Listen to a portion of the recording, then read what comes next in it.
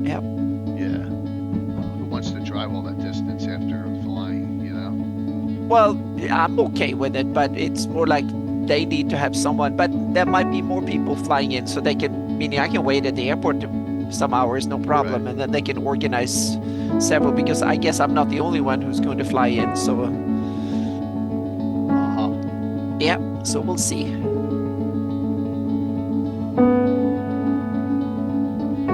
Hey, Moose. Oh yeah, I need to log into things here. Yeah. What's up, Wolf?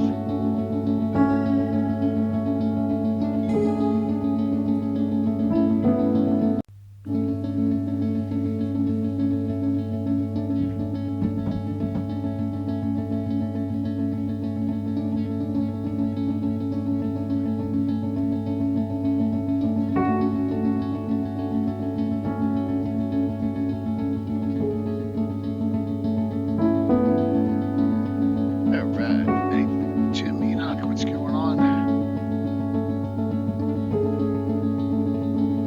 They're toys at this point.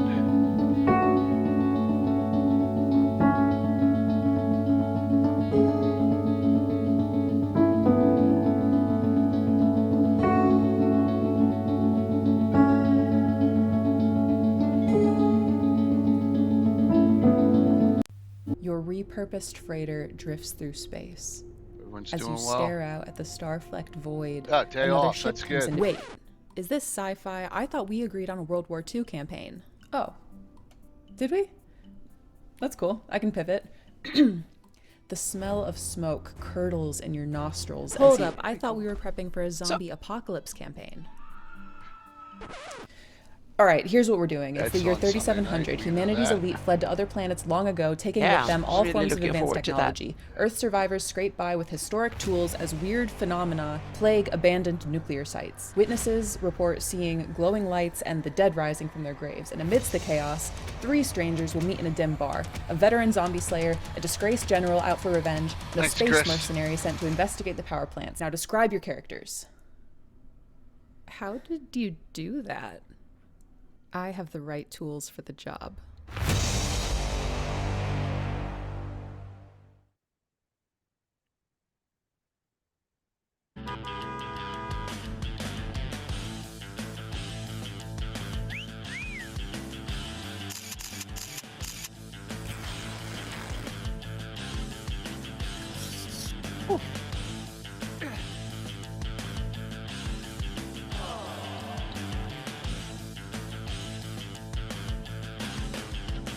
All this.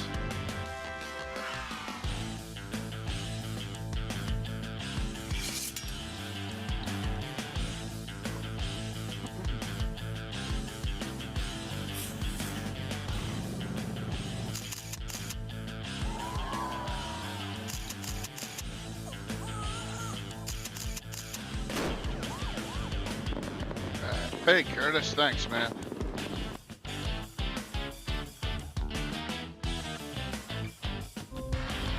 A Yeah, all story good. once spoken is ageless.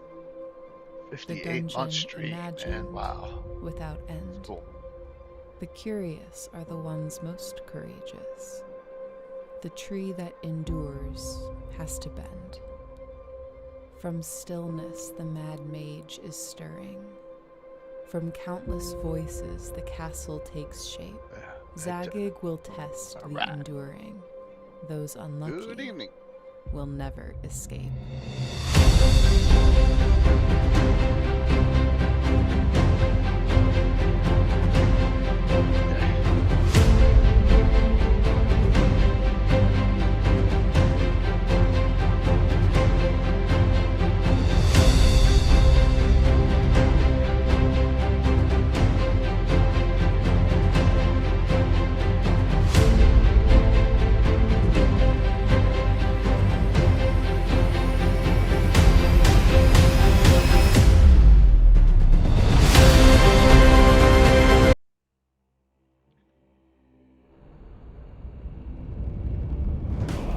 Now the convention season, well, at least for me, is over for a while here. I can get to getting hey Blade, getting some ads updated. Yeah.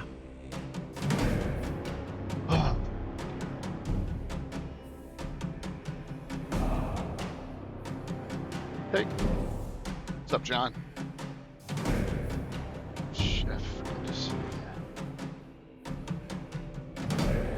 Turning the giveaway on. You guys can start hitting that up. I don't think I have any shout outs set, so I'm just not even gonna worry about them now for the rest of the week. Too busy, running around like crazy. POV, I had 30 minutes before my campaign group showed up, and I was totally unprepared. I grabbed my Ready Set Encounter box and boom, everything I needed for an epic session. Adventure hooks, map tiles, loot tables, stat blocks, and miniatures, all ready to go. My players still think I spent hours planning our Great Dragon encounter. If you're a busy dungeon master, get Ready Set Encounter live now on Kickstarter.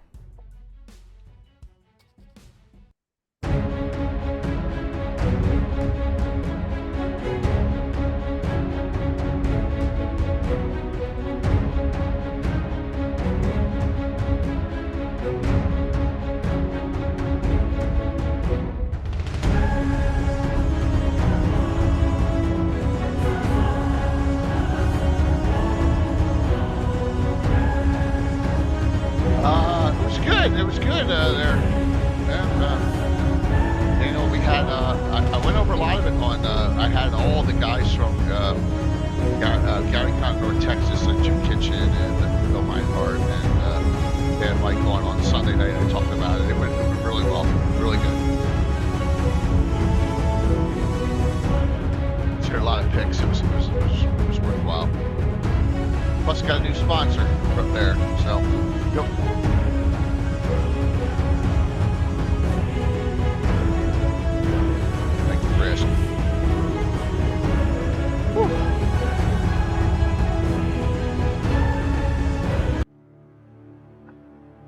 Did I update this part? Yes, I did. I was like, did I update that page?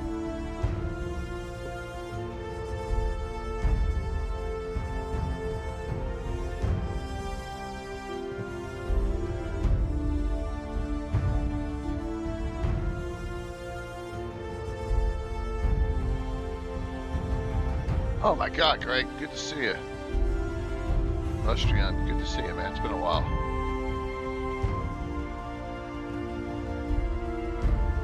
Still in Green Bay, I hope.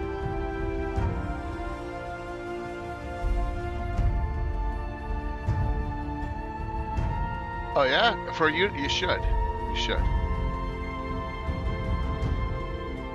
And Daniel, if you can day trip to Utica, it was worthwhile.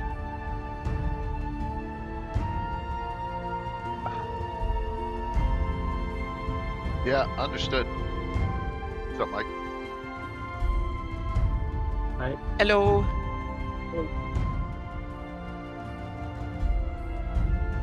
Let's see here. Let's hope the shout outs are working today, yeah. Oh, I can check by hitting that. Yep, okay.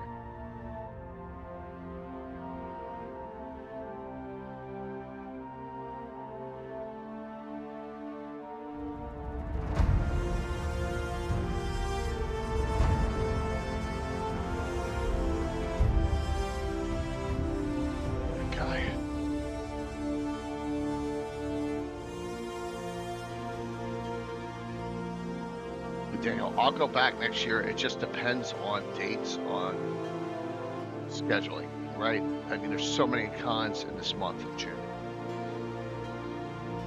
And it looks like Origins is a week after, and I may be going there next year. So it's just going to be a timing thing. So, all right, kicking off a week. Kick it off. I got Anna and Mike with me, and here's the funny thing about this one. None of us picked this topic. So I had what's up there, Gianna? See, tomorrow night. I had a house guest Sunday evening, all day Monday, and I was like, Mm-hmm. we don't have a topic yet. She's and so Tiffany goes, how about like memories and old adventures? Like even if you were DM or a player, stuff that you remembered happened, like that you always talk about to this day. And I'm like, that's a good idea. And then I put it in chat, and Anna didn't respond. I know because Anna doesn't do No, adventures. yeah, but But- we have adventures, but yeah, so that that's fine. I'm so busy, distracted. So yeah, But Mike's like, yeah, hell yeah, I like it. So there you Mhm. go. yeah, So there you that's what we're go. gonna do. We're gonna talk about like Yeah, all your memories. But before that, I didn't really officially announce it, but now I'm announcing it. So there's a shout out for so Emperor's Choice, which is a company that does a lot of accessories, a lot of metal miniatures, and also owns the rights to this. Right? We got these maps out the other day. These are the old and new maps for Arduin, right? So I got them all here to Anna. We're gonna have them on the show, and we're gonna go over all this stuff. cool. Yeah, I know. I mean, these were like the best maps back in 1980, 81. You got the map index here, and I looked at what this came in, and look, it says Arduin, bloody Arduin. So I guess it was. Anyone ever use this back in the day? And there's the index for all the maps. Nope, Yep.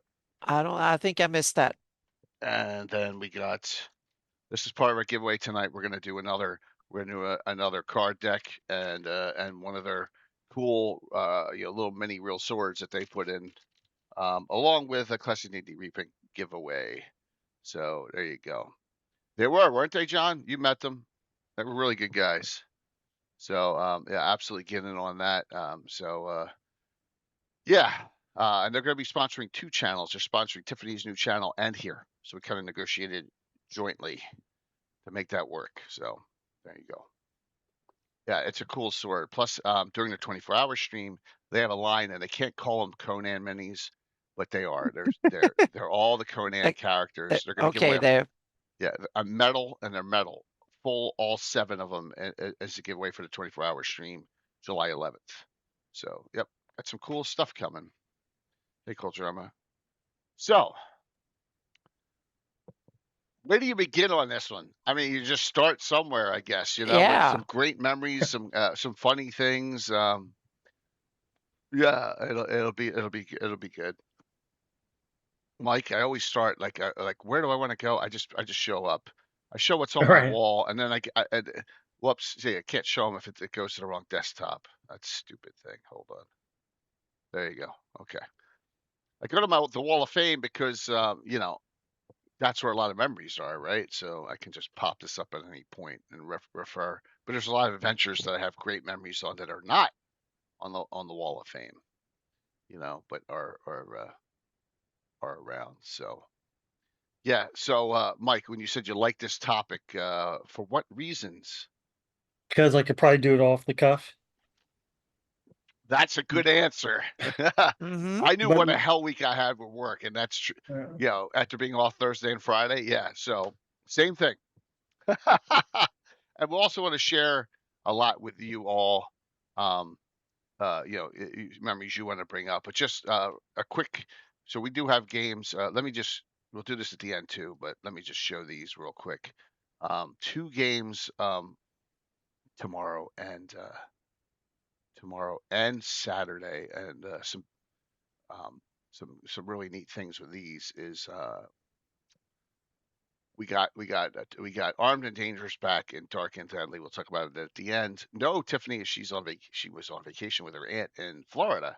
Well, we got Myriad, Show Me the Dice, Bella, and Gianna, who's on chat now, along with I think Tom's going to jump in on that one too with his Elven Cavalier, and then first time player on Saturday morning. I got Lexi Draws, and if you don't know Lexi does a lot of artwork for Korg. She lives in India. So Saturday morning is the time that makes sense. So she'll be playing a swashbuckler character, which is a thief subclass there. So really cool. It's a neat it's a very what's the word here? It's something. Thanks, Moose. Yeah, there you go. So yep, Eliza. So we got that all set, ready to go. So hey, Mandy, thank you. Keith, 70. Keith hit the 70-month plateau. And Mandy, of course, would be playing, but she's away as well. So for that 1 weekend a month. Why haven't they been turned into a DVD movie script? Because no one wants to make a D&D movie about Greyhawk stuff, right? I mean, that's the simple answer. You know. I mean, look, they did a D&D movie with Forgotten Realms and talked about Mordenkainen more. They talked about Elminster in that movie. So I don't know. Maybe someday when Greyhawk's in the public domain, they'll make a movie about puppets or something. The Doom Grinder will be a Yeah, Doom Grinder. Oh my Mhm. God, yes. Or if we're really lucky, if Curtis is listening in there, if he's still in his drive, well, there'll be one called Tales from Sourload. Oh. Right? So there you go. Then he'd be happy. So hold your tongue, young man. That's funny. Thank you for the hype train. So, yeah. Uh, Oh, I couldn't live that down. Bill and Master Crafter came was hanging with Tiffany on Monday here, and all they were talking about was with that dude whose name now that you call him Sour Dick all the time. I know. Wasn't there a D&D movie in the 80s that was terrible? There was many D&D movies that were terrible, but there were a lot of knockoffs. So yeah. My brain initially, I was trying to decide which module to name, and I went with puppets, but I wanted to say Child's Play, and then I thought, no, there's already a movie called that. There is, yes. But see, maybe I'll have influence there, Mike, and it'll be called Puppets and Then Some, Mm-hmm. just like the adventure, where we'll have some special guest appearances. It's Greyhawk's so misunderstood or just not followed. Has nothing, Bob. It just has nothing to do with that. It just has to do with right place, right time kind of stuff. But we'll see. Yeah. There you go. There goes the Vampire Thromble stuff. Here's a little funny, quick side story. Luke texts me, because there was all that Thrommel crap was going on. When was it? Sunday night or Monday in Cannon Fire, and he's like, "Hey, I just asked, why are you talking about Melf Book 2 already? When we have book 1 hasn't even been submitted." I'm like, I'm like Luke. I think you missed the point. They're busting my stones about Thrommel, and I'm joking about what we're gonna do with book 2 to undo it so that get rid of it. And he's like, "Oh, I got it now." I was like, "It's all a joke." Yeah, going back and forth. Yeah, so I had to explain to him what was going on with the Vampire Thrommel discussion, which he hopped in Grey Talk for some reason over there. So he saw it. He must have, so Yeah, you gotta watch out. you gotta watch out. All right. What's going on there, Dale? All right, so favorite adventure memories, as a DM or a player? I have both. I have some that are both. Yes, or is it? That's right. We'll just keep it rolling. That's all. Keeping it rolling. So I got the Wall of Fame up, but I'm trying to think of. So let me do it. Let me do a really obscure memory. And did anyone ever play this? Because it's really on the fringe of Greyhawk. And that is this is done by Frank Metzer and Paul Jaquays, right? The Egg of the Phoenix series. Now those are series books, the Falk series books that are all different colors. One's yellow, one's green, one's red. From the RPGA, they're worth thousands of dollars, especially if you got shrinked versions of them. But they put it into an adventure called Egg of the Phoenix. So anyone ever play it? We played it one time. It's like some of the ones you can't replay. I know zero about You know it. zero about it. There's actually Greyhawk references in that book. Frank Menser pointed it out to us. Yeah, in the early '90s. Yeah, a long time ago. Yep. Okay. So if you remember, there's one time when you're against a parapet, and there are all these baddies. I think it's all the first R one, and you're trying to get in, and they're dumping oil down on you and lighting fires, all in the defense. So we had a guy, Gary, who played. He had a character named Prep. It was a dwarf fighter. That was short for Preparation H. That was his full name. Okay, just so you're aware. Yes. He also had a human clerk named Anusol. All right. So guess he liked that stuff. But you have to know what page there is a Greyhawk ref. What does that mean, Grayskin? There's a He wants bunch to of. know what page in the module is the references. Oh, what page this happens to Negative Phoenix? Oh, wow. I Have to, take yeah, a look, man. yeah, That's one I haven't even brought up. Um, yeah. That's definitely a yeah, deep man, I'm dive. doing this off the top of my head on this one. A lot of the other ones I'll bring up. I don't have Negative Phoenix right in my folder. I'm sorry. Um, he Gary's character goes down, and he's a handsome dwarf. He's like 16. He goes down in a pool of oil, and he just simmers and burns and burns and burns and burns and burns. Yeah, I was like, oh. So when he died, they raised him. So he went from like 16 comeliness and like 16 charisma down to 2 comeliness. It was just this horribly scarred dwarf from that point on, because they didn't have a regenerate spell available, because they were on this other world kind of. So I felt we all felt bad, but yeah. So that was a memory of a character getting really shafted by falling right into a pool of just oil. I can't even imagine. Just simmering for a long time, crispied. Yep. You just pulled your book out. Yeah, it's where they run into a trap, and they're up against like a parapet, and there are guys above it, and they're going down on them, and they're throwing oil and stuff on them. I think it's the first part. I think it's an early first part. Yeah, but that was a memory that just came to me when I was looking through the Wall of Fame here. Yeah, I felt bad for Gary a little bit, but he was a You good guy. said that was Mincer. Was that supposed to be set in his little corner of the Yeah, world that never and materialized? Taria, is that it? What was that called? His world? Antaria, yeah. Antaria, yes. Yep. Yep, absolutely. Um, and that's that series, but yeah, dwarfs. Yeah, exactly. It was Aquaria. Aquaria. Aquaria. It's Aquaria. It's Aquaria. Yeah. So a lot of people don't know where it is. It could be anywhere. I mean, I don't know if it's that one. Yeah. Hey, It's in the Jenny was Hollow here. Earth. Frank wrote all the RPGA modules, we believe. Yeah, probably. Like I said, they're so rare. Yeah. And if you happen to be on Sunday night, and I think it was the original White Plume Mountain. Was the original White Plume Mountain?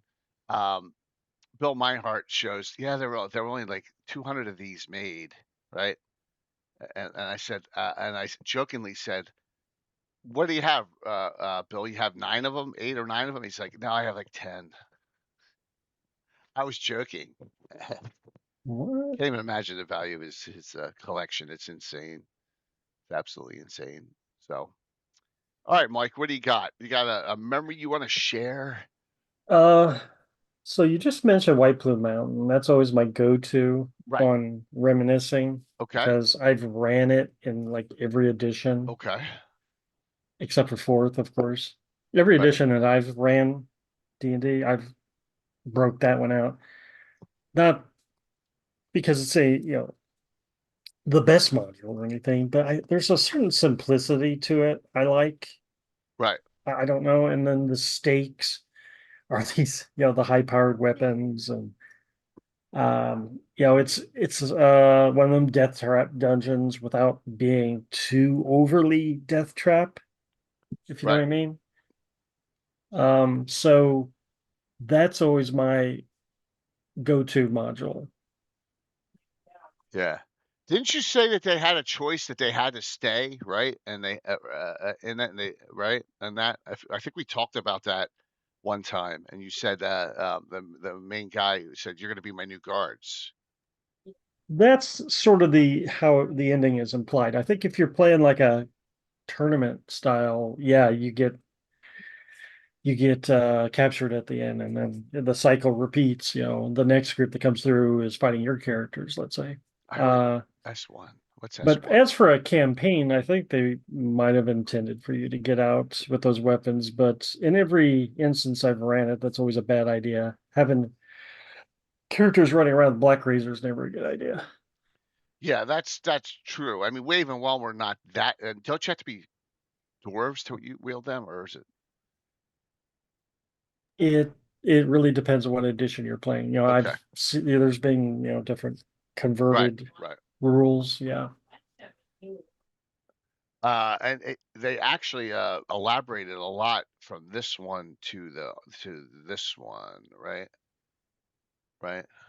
There I was a lot. could, There was some I'm ads in on it, a not little sure bit. what the differences would be.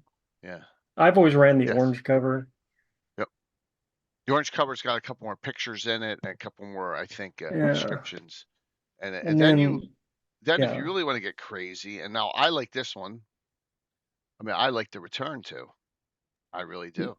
See, I've never ran that. That's where I fork in the road for me because, like I said before, I like the simplicity of the first one. Right. This second one is very indicative of 2E. It's those return to modules are very dense. They're always trying to one up the original, They right? The are. originals were always so just like easy and basic, and then That's yeah, this true. one's complex. This one, there's scripts all over the place. It's just basically, hey, John, thank you, are basically Horcruxes, right? They're little pieces of Charybdis, and you read them. Yeah, old mail order booklets from D&D yeah, absolutely. I started in '78, so I remember all the the red blistered minifigs too. Lots Yeah, and lots of them. But the silver anniversary, this one, so two of the wizards um in the group that we ran this last time, they were like, I'm Charybdis. No, I'm Charybdis. They were both thinking to believe, yeah, seriously, Anna. They both were starting to go at each other, saying they were That's Charybdis. awesome. Yep. Yeah, yeah. So both of them had done And they stuff. they did that spontaneously. Kind of, yeah, absolutely. Yep, there's one. That is golden if you Yeah. get stuff like that with the Hey, man, players that invest in the story like that is fantastic. yeah, that was a really a fun time Yeah. um to run that. It's one of and I would neither of them made it on my. It's right on the edge of my all-time favorites, but yeah, there you go. Oh, look at that. Is that the Darlene map I see? For the World of folio? Greyhawk. Yeah, that's the original 1980 folio. Oh, Yep. I had to slap down someone on Twitter, and I didn't mean to. I tried to do it in the nicest way. Oh God, I forget what his name is, but he's one of the Grognard guys. He started talking about, yeah, some of the greatest things. TSR introduced the Darlene map to everyone in 1983 during the box set. I'm like, no, dude, it was 1980. It was the folio came out first, then the box set came out. Oh yeah, yeah, yeah. So Darlene's map was out 3 years earlier, so a little slap down there. All right. There you go. Good memory from White Plume Mountain. Now, mind you, I ran White Plume Mountain in 5e probably at least 2 years ago. Okay, so So not it's long ago. Yeah, not that long ago. It's like I said, it's always a go-to for me. nice. How was the difference? What was the difference? Uh, well, the difference in this one is I only had two players. So in Oh, 5e, that's manageable because 5e characters are but that's really yeah. That's yeah, saying and something. they ended up destroying Black Razor, and they gave the trident to an NPC cleric. So they weren't in it for the weapons; they were just in it to do it, I guess. I don't know, hmm but yeah, good times. Sometimes that's good. You know. Yeah, I know, Sam. I had to correct it. I couldn't let that stand. That's such a blasphemy. And he wouldn't. Nothing that ill will was meant, but he was wrong. He was wrong. Score. Yep, absolutely. So there you go, White Plume Mountain, a classic. Anna, if you do have any, please jump Yeah, in. I have since Hamlet is my Right. all-time of the Okay. published adventure. I actually wrote a return to Hamlet once Oh wow. a long time ago and ran it at a Swedish convention. And that was actually a huge success. I forgot about it, and Oh I have wow. the That's great. papers stashed away here. So I'm going to one day rewrite it in English and update it and stuff. This was back in must have been late 80s, something like that, 88, 89. It was a couple of years after I bought my share of the game store that I was part owner of, so to speak. And we ran a local convention with like 500-600 people, and some people wanted to play D&D. So I wrote Return to Hamlet. So the premise was that this is like 10 years after the original, and they come back to they're in Hamlet, and Ius wants to have a little bit of a revenge, so to speak. So he comes back, some clerics come back, and they start pestering the village and stuff like that. So that was the premise for Return. So that was and they had a lot of fun. So I'm thinking about now, when I have way more knowledge of the place, someday I'm going to update it and rewrite it, so to speak, like some of the characters that they come back and do some revenge and just start trashing the place a bit. So yeah. These are my like for my Hamlet here. I have the notes of by. I rarely do this by Hmm. day of where they were in each, right? Cool. Like from here, starting back with all the others, and a lot of these are, Yeah. I did a lot of sub adventures and all, but going here's Nulb, heading back to Nulb TE, fight with the Alpha Patrol, their first foray into the TE all the way to, so 54 days of venturing in and out. That's of not of our time. That was in their time. Yeah. Yeah. So yeah, Awesome. it's like it's great when you type in the word Hamlet and all and all this stuff Hmm. shows up in Yeah. yeah. So but that was and then yeah, for my Hamlet here, this is pre this house and pre underlays, right? So there you go. There's a Tower of Rufus and Burn. I saw that piece, right? That's one of my favorite pieces, one of our oldest ones too.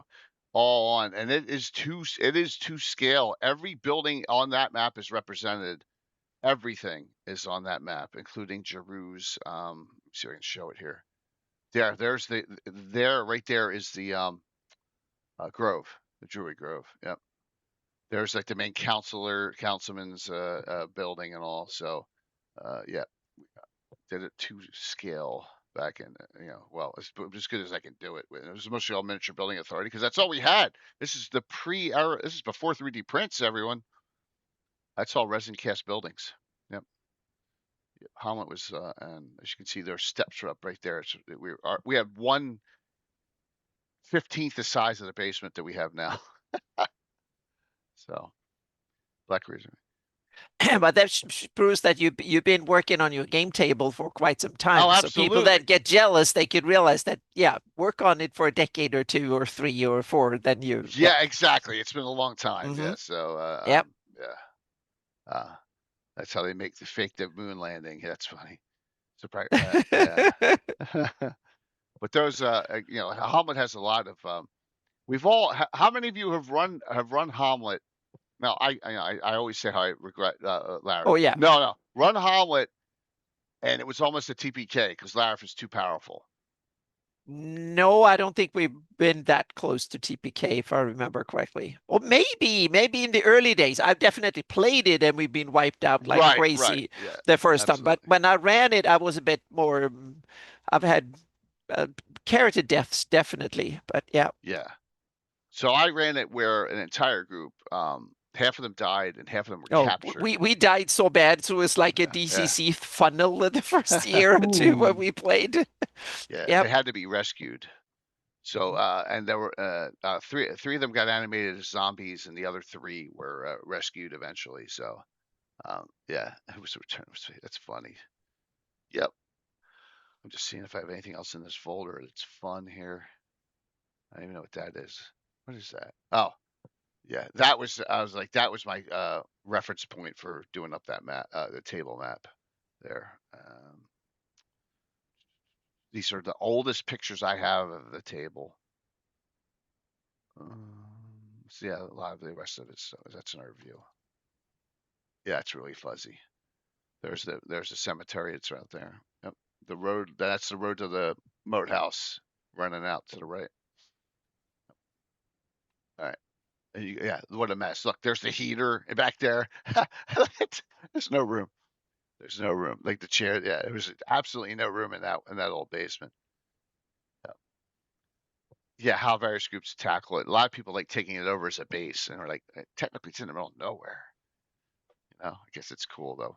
So yeah, Helmet's got some great memories. It really does. Really does. I Okay. feel like I never ran Hamlet properly. I did run the Boathouse and Temple of Elemental Evil back in second edition.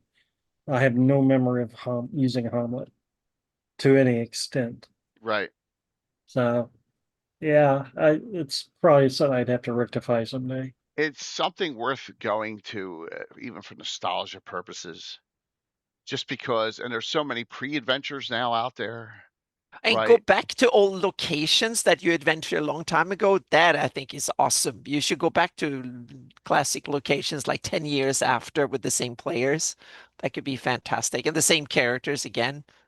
Same character. That's Oh yeah, I Or think that's a lot of fun. Like the hobbits go back to the Shire at the end of the the Lord of the Rings books. I think that's a brilliant storytelling. Yeah. or you can just have the Hmm. artwork I did, have Anna colorize it, and then we put it Yeah, back. We that's released it for Virtual part of it. GrandCon last year.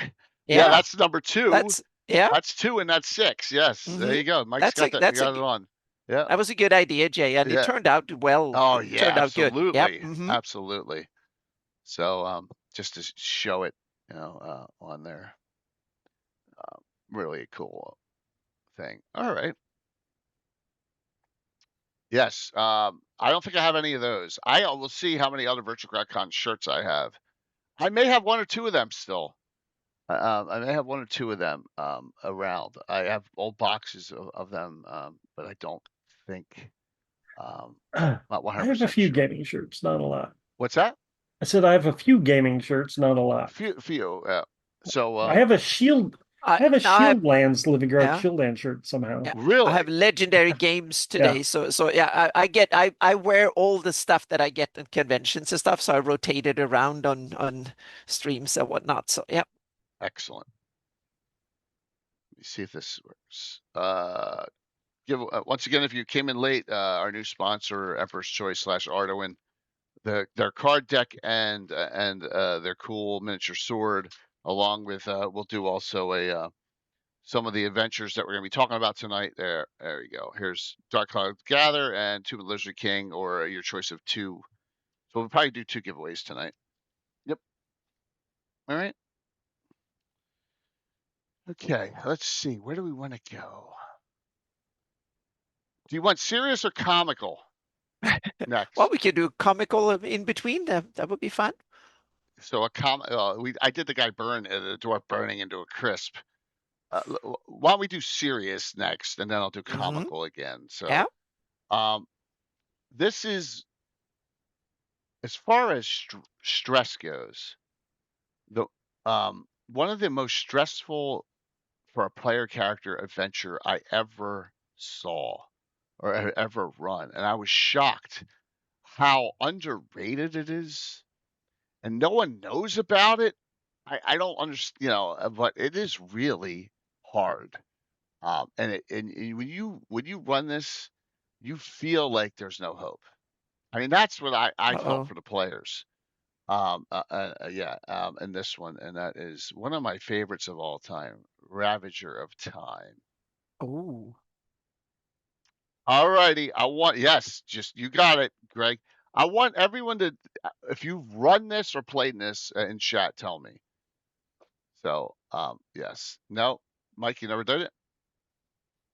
Yeah, it is rough. never Yeah, owned it. never played it. Yeah, Yeah. it's the UK one. Yeah, one of the It's actually an UK I ones. series, but it's got the Hmm. UK logo on it. Before they did the Yeah. UK, yeah. So Oh, they weren't. Yeah, yeah, they put it in the I series. mhm. So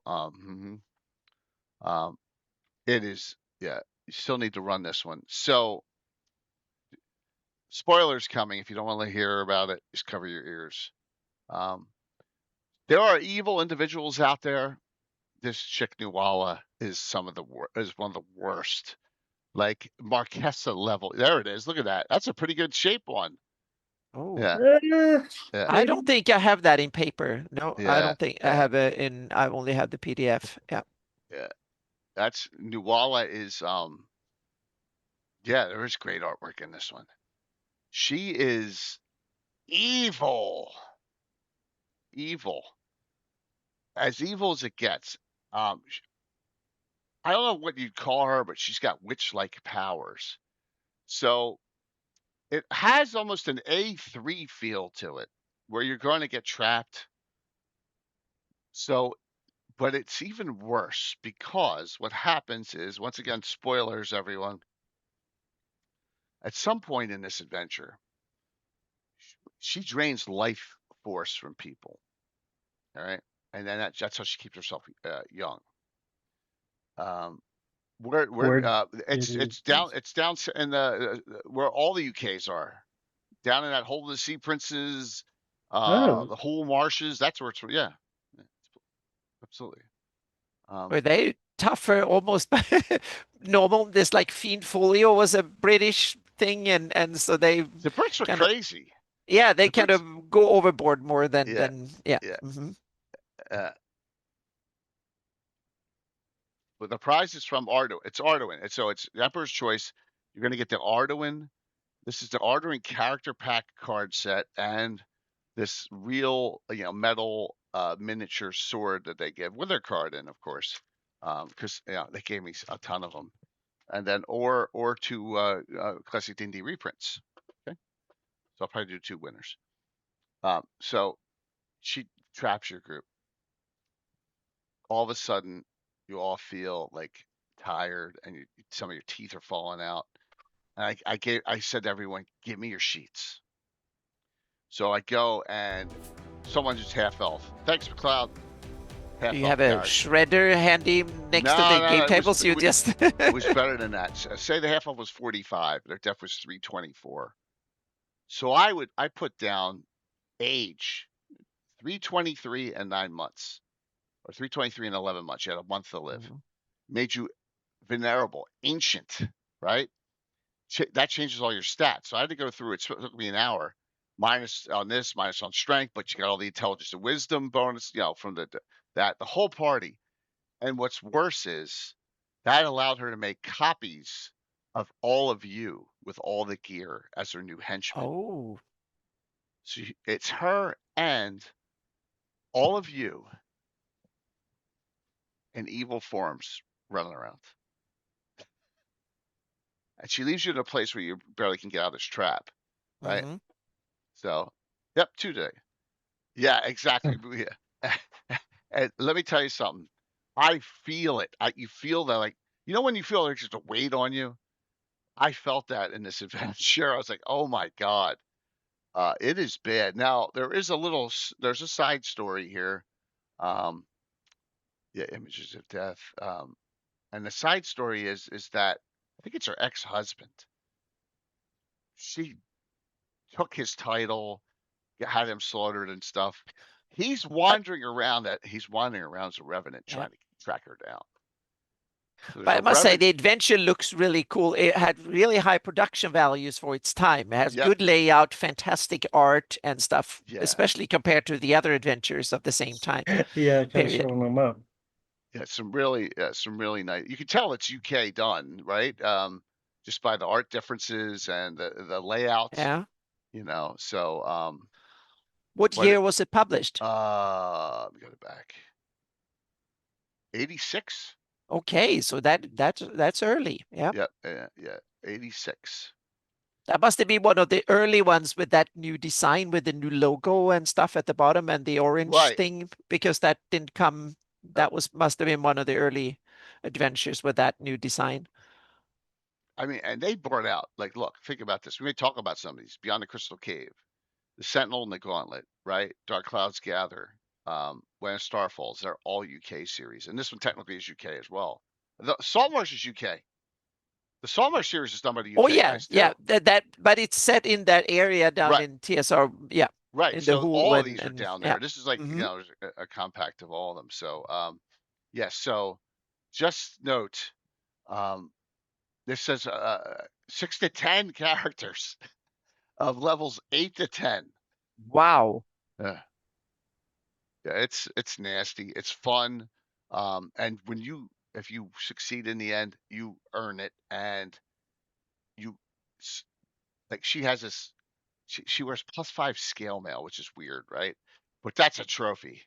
I don't. I'm gonna hang it up in my keep, right? So that's kind of what happened with that. That's like if you have Nawala's. Also, that see this headband she has on.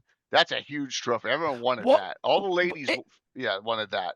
Yeah. Yeah. What location is this set in? I forgot now. It's I know it's I it's yeah. it's in the Hool area. It's in that Okay. southwestern part of the Hools. Yeah. So Yeah, it's you haven't sit in the there. actual Hull Yeah, marshes. Yeah. yeah, in that area, where it runs Yeah. down further deeper in. So, Yeah. um, Yeah. Along the Hull River, not the Javan River. So yeah. right, absolutely. So, Yeah. like I said, I have a ton of memories DMing this. I never played in it, but a ton of memories DMing it. And yeah, you want to challenge yourself as a DM, this will challenge you.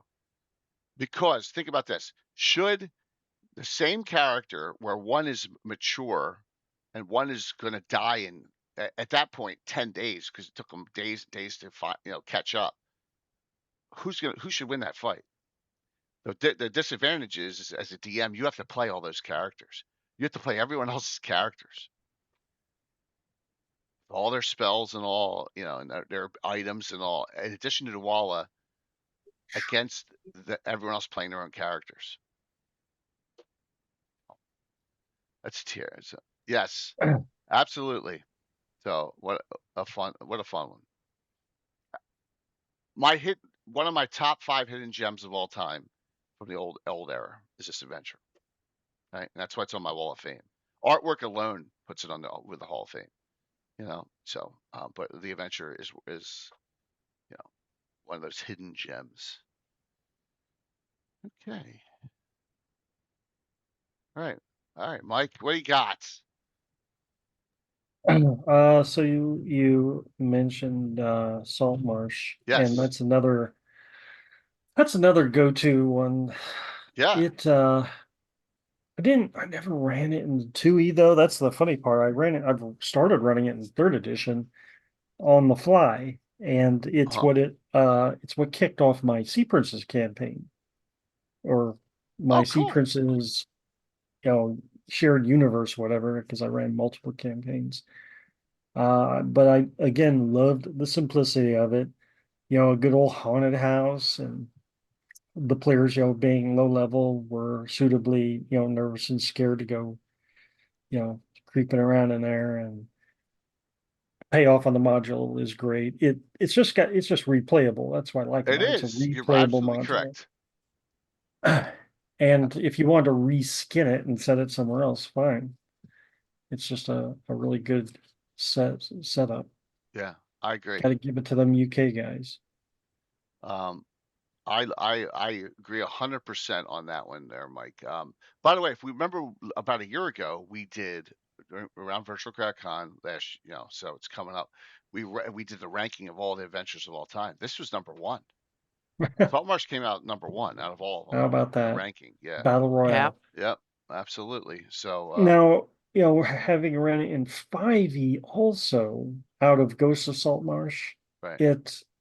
I would say it didn't hit quite the same, because first level 5e characters, while they are, you can whoop up on them, you can't, it's not as easy to scare 5e characters, I don't think.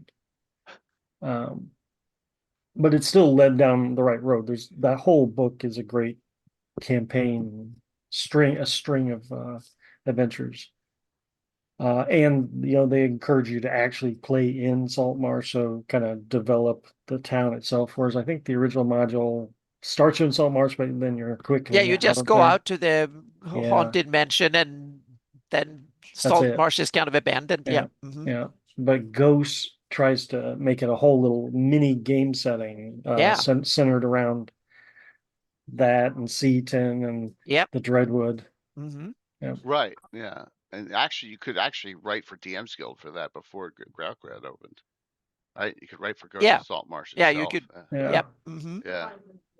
And That, so what was interesting on this was they pulled adventures like the one with all the drowned one assassins and stuff in it. They pull those adventures from all what was it, something at Point, right?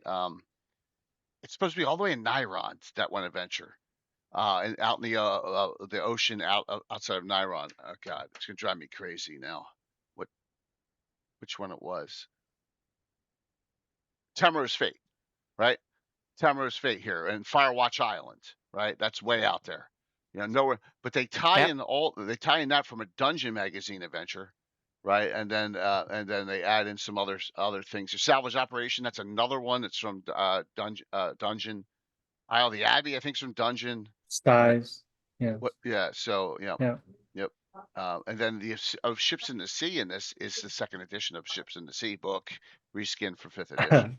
I use the 5e rules from that book in my campaign sparingly. It's still not the best, but when situation calls, I still break it out. Once again, the one thing about this book which is good is that, and this is the first 5th edition book I ever bought, because we were talking about, remember, all those years ago when we first, I think it was one of the first 10 episodes we did for us on this channel with talking, on Legends and Lore. I think we did Ghost of Saltmarsh kind of review on it. Was the thing with Saltmarsh in its original form, these levels, you can't run them straight through. They're not even close on levels, right? U1 is levels 1 to 3. U2, let me see what it'll pop just up me putting U2. I could just put Dumbwater, right? Dumbwater. There we go. U2 is 1 to 4, right? And then Final Enemy, right, is the last one. Final Enemy. There it is. Final Enemy is 3 to 5. It's hard to run them straight through. You need fillers in between, and those. So, yeah, U2 is Joshua Tree. One of them has. Here's a story from them. Which one? I think it's U2 has the carp dragon out in the swamp Ugh. as an random encounter. I think it's U2. Let me see if I'm correct on this.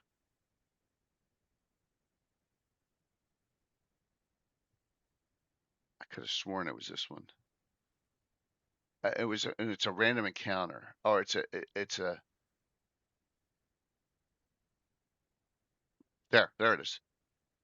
Yeah, here it is, the Oriental Dragon, right? Yeah. So yeah, and hey Lexi, see Lexi the first time ever playing old school D&D Saturday morning, 11 o'clock in the morning. She's got her character all ready to go. A swashbuckler thief subclass. Yeah, good morning to you over there. She's in India, so yeah, that's awesome. Oh, cool. Yep. Awesome. She'll be playing with Myriad and Korg and the ruler of all of Gary Khan, Josh Pop, on Saturday. So here's a funny story. So they're out there. They heard rumor of this and they're out there hunting this thing. Tim's dad, John, has this elementalist that and I'm going to put up the No Just No Bill hates. This one, the nose picking Bill, that emote guy. So I forget who he was playing, but he's out there, and now the dragon has some allies. One of the allies gets really close, and he accidentally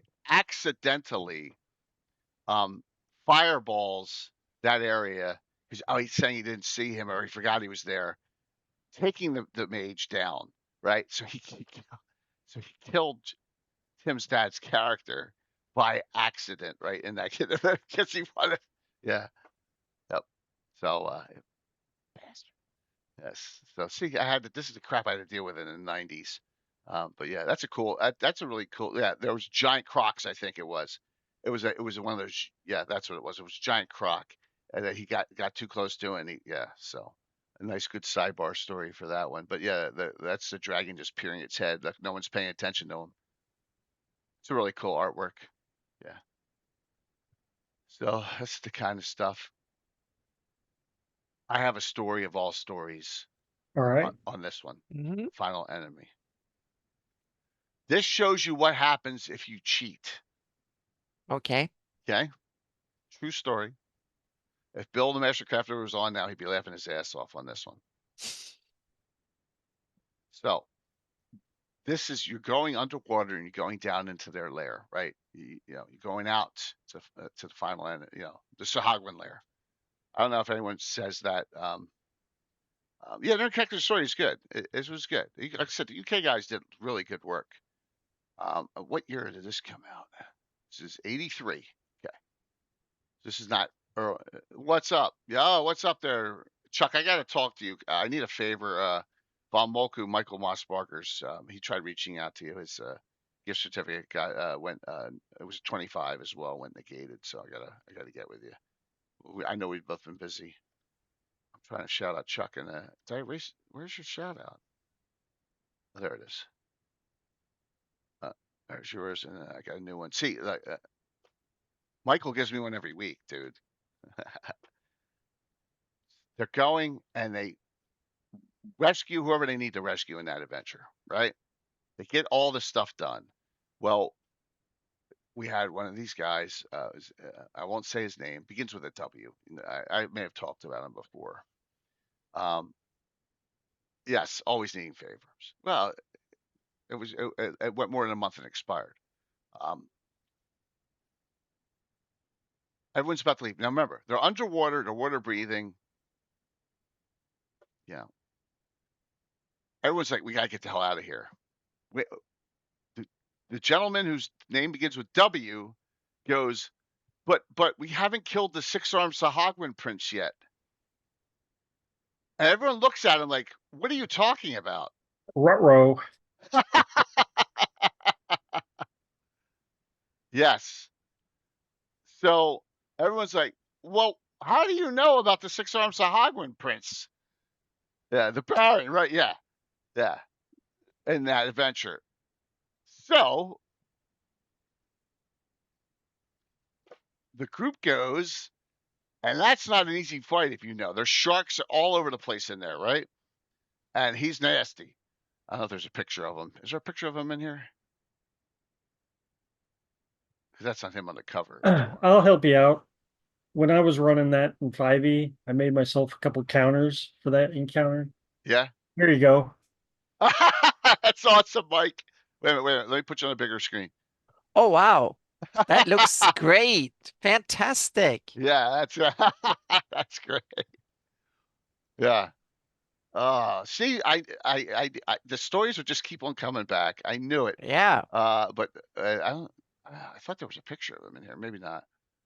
All right. But so you're underwater. You don't get all of your attacks, right? It's the Sahagwin don't. I think that was the chamber. So they go, and our buddy Garnett, who doesn't play anymore, hasn't played in a long time. He has this monk. Well, shark. He's fighting a shark. The monk. Critical hit. Swallowed him whole. Digested him. So he lost his character because they went back for the six-armed Sahagwin. He was pissed off. Ooh. He was pissed off. Absolutely. So there you go. Metagaming is a bad thing. Well, the person who did it, the person who cheated, didn't know. I mean, didn't lose anyone, but someone else lost. Yeah, he could feign death in the stomach of a shark, a great white. Mhm. I had a similar thing come up when I ran Greyhawk Ruins. Oh yeah, yeah. Yeah, in at the end of one of the three ruins towers, you're supposed to spoiler, you're supposed to come upon a spell jamming vessel. Oh, okay. Yep. And I omitted that, and one of the players, when we was like, Chiller. yep, the end, we're done. And they're like, Mike, what about the spell jamming vessel? And then I'm like, I already knew that this person had looked at the adventure. I was like, yeah, what about that spell jamming vessel? Just kind of like, it was funny. Yeah, because sometimes it's not intentional, but obviously someone has the adventure already and doesn't tell you. Back in the day, I used to get my modules at a bookstore called Walden Books, Hmm. and they were not shrink wrapped. No, you're right. No. Mm. So anyone could go in there and just thumb through your adventures. Yeah. And when we're younger and stuff, when did Dungeon first come out? 85? I think Dungeon was 85 or 86 when it first came Mm. out. Yeah, that was a lot later than Yeah, and Dragon. I Yep. didn't have a lot of access to White Dwarfs. Tim had White Dwarf Adventures, but why when Bob, when you're stupid, um, trust me, I got a story about what happened to one of that W's characters, but it was an adventure I made up on one of our road trips. So, yeah, yeah, I miss Walden Book too, and all that. That was a lot. Someone was selling a lot of classic adventures and hardback books, but there were no deals, so I didn't even look at any of that. So, Walden Books advertised for a new company called Amazon. Yep, that's true. Yep. Yeah, Yep. mall based. It was a lot of cool stuff. But yeah, so this was definitely it. That was definitely a tough fight. But thanks, Mike, for bringing those up, because I probably would have forgotten about the six armed Sahagwin prince. That's what he said. Um, I yeah. love using Sahagwin for creatures, but like I've never owned a mini of them or anything like that. So I always gotta like come up with my own stuff to represent. Wizards had Sahagwin miniatures. They're not the six armed one is impressive. The others are crappy looking. Yeah. But yeah. So, but some of them, that one miniature is good. I have it. And it's in my the one box with a lot of lizard men and a lot of other crazy stuff. But and Coatoans too. Yeah, yeah. When Walden Books comes back, that's funny. Oh man. A Yeah, lot of Walden memories going yeah. on. Well, we're doing a lot of memories tonight, right? Hmm. I love this one where the female Sog was scolding the servant. That's a Parkinson. Yeah. So yeah, good, good fun memories there on that end. Okay, good one, Mike. Good one. So I know that Anna doesn't run many published adventures Not in my own campaign, but I have a couple of examples when I've run for others. Yeah. for Hmm. others. Okay, I was Yeah. curious if you've played in anyone's Oh game yeah, I've that was played a in published. lots of them. Oh yes, I played in Okay. lots of them, and I ran. I have one example that I've talked about it, mentioned it, but that was some years ago on the show. We decided to run. We started to experiment running two DMs. So we did that in my campaign for a while, and it was kind of fun because you had one assistant DM. So you had the main DM was running the adventure, meaning making the die rolls, making the adjudication and stuff, and the assistant DM played the NPCs. NPC dialogue, and there were two NPCs. You had two that were yelling at each other or something. You have the two DMs playing, and that was kind of fun when you had lots of players and stuff, because that way you can go around. And if there was an issue with a rule, the assistant DM, you look up the spell or whatever and just run it. So it was an awesome way of getting things done faster. We did that for some years, but anyway, so the idea was that we're going to the military had a cabin up on the Norwegian border, way up in the boondocks. We're talking like 10 miles out in deep forest and stuff. So you could drive up with a 4x4, and we used an all-terrain vehicle, a tracked all-terrain vehicle that Wow. we took out. So we had to walk the last 2 miles out there, so to speak. And we decided to do an event, so to speak. So we made an event out of it. So we told some colleagues of us to stage. We're going to do an adaptation of the giant, the hill staging, and against the giants and stuff. So we're going to fight giants because it was hilly. So we thought that would kind of be appropriate because it looked kind of like that.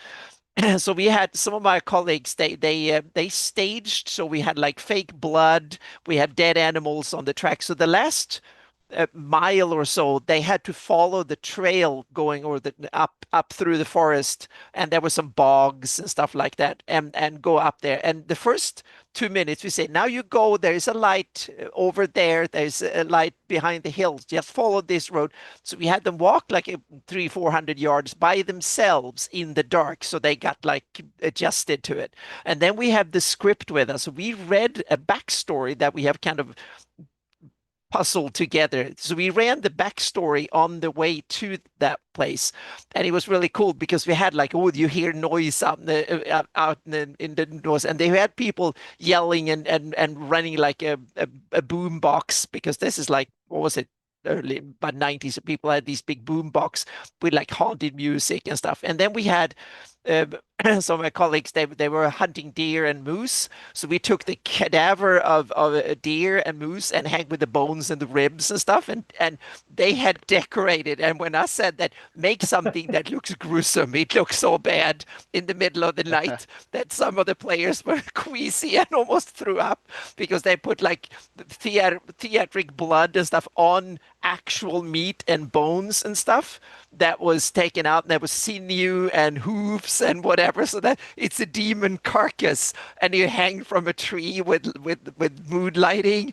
Damn, they look so cool. So people were terrified before we got there, and then we played, and we had an awesome time. And then we ordered yummy food and stuff came in afterwards. So we had catering and stuff way out in the boondocks. It was fantastic. But That's that was extra.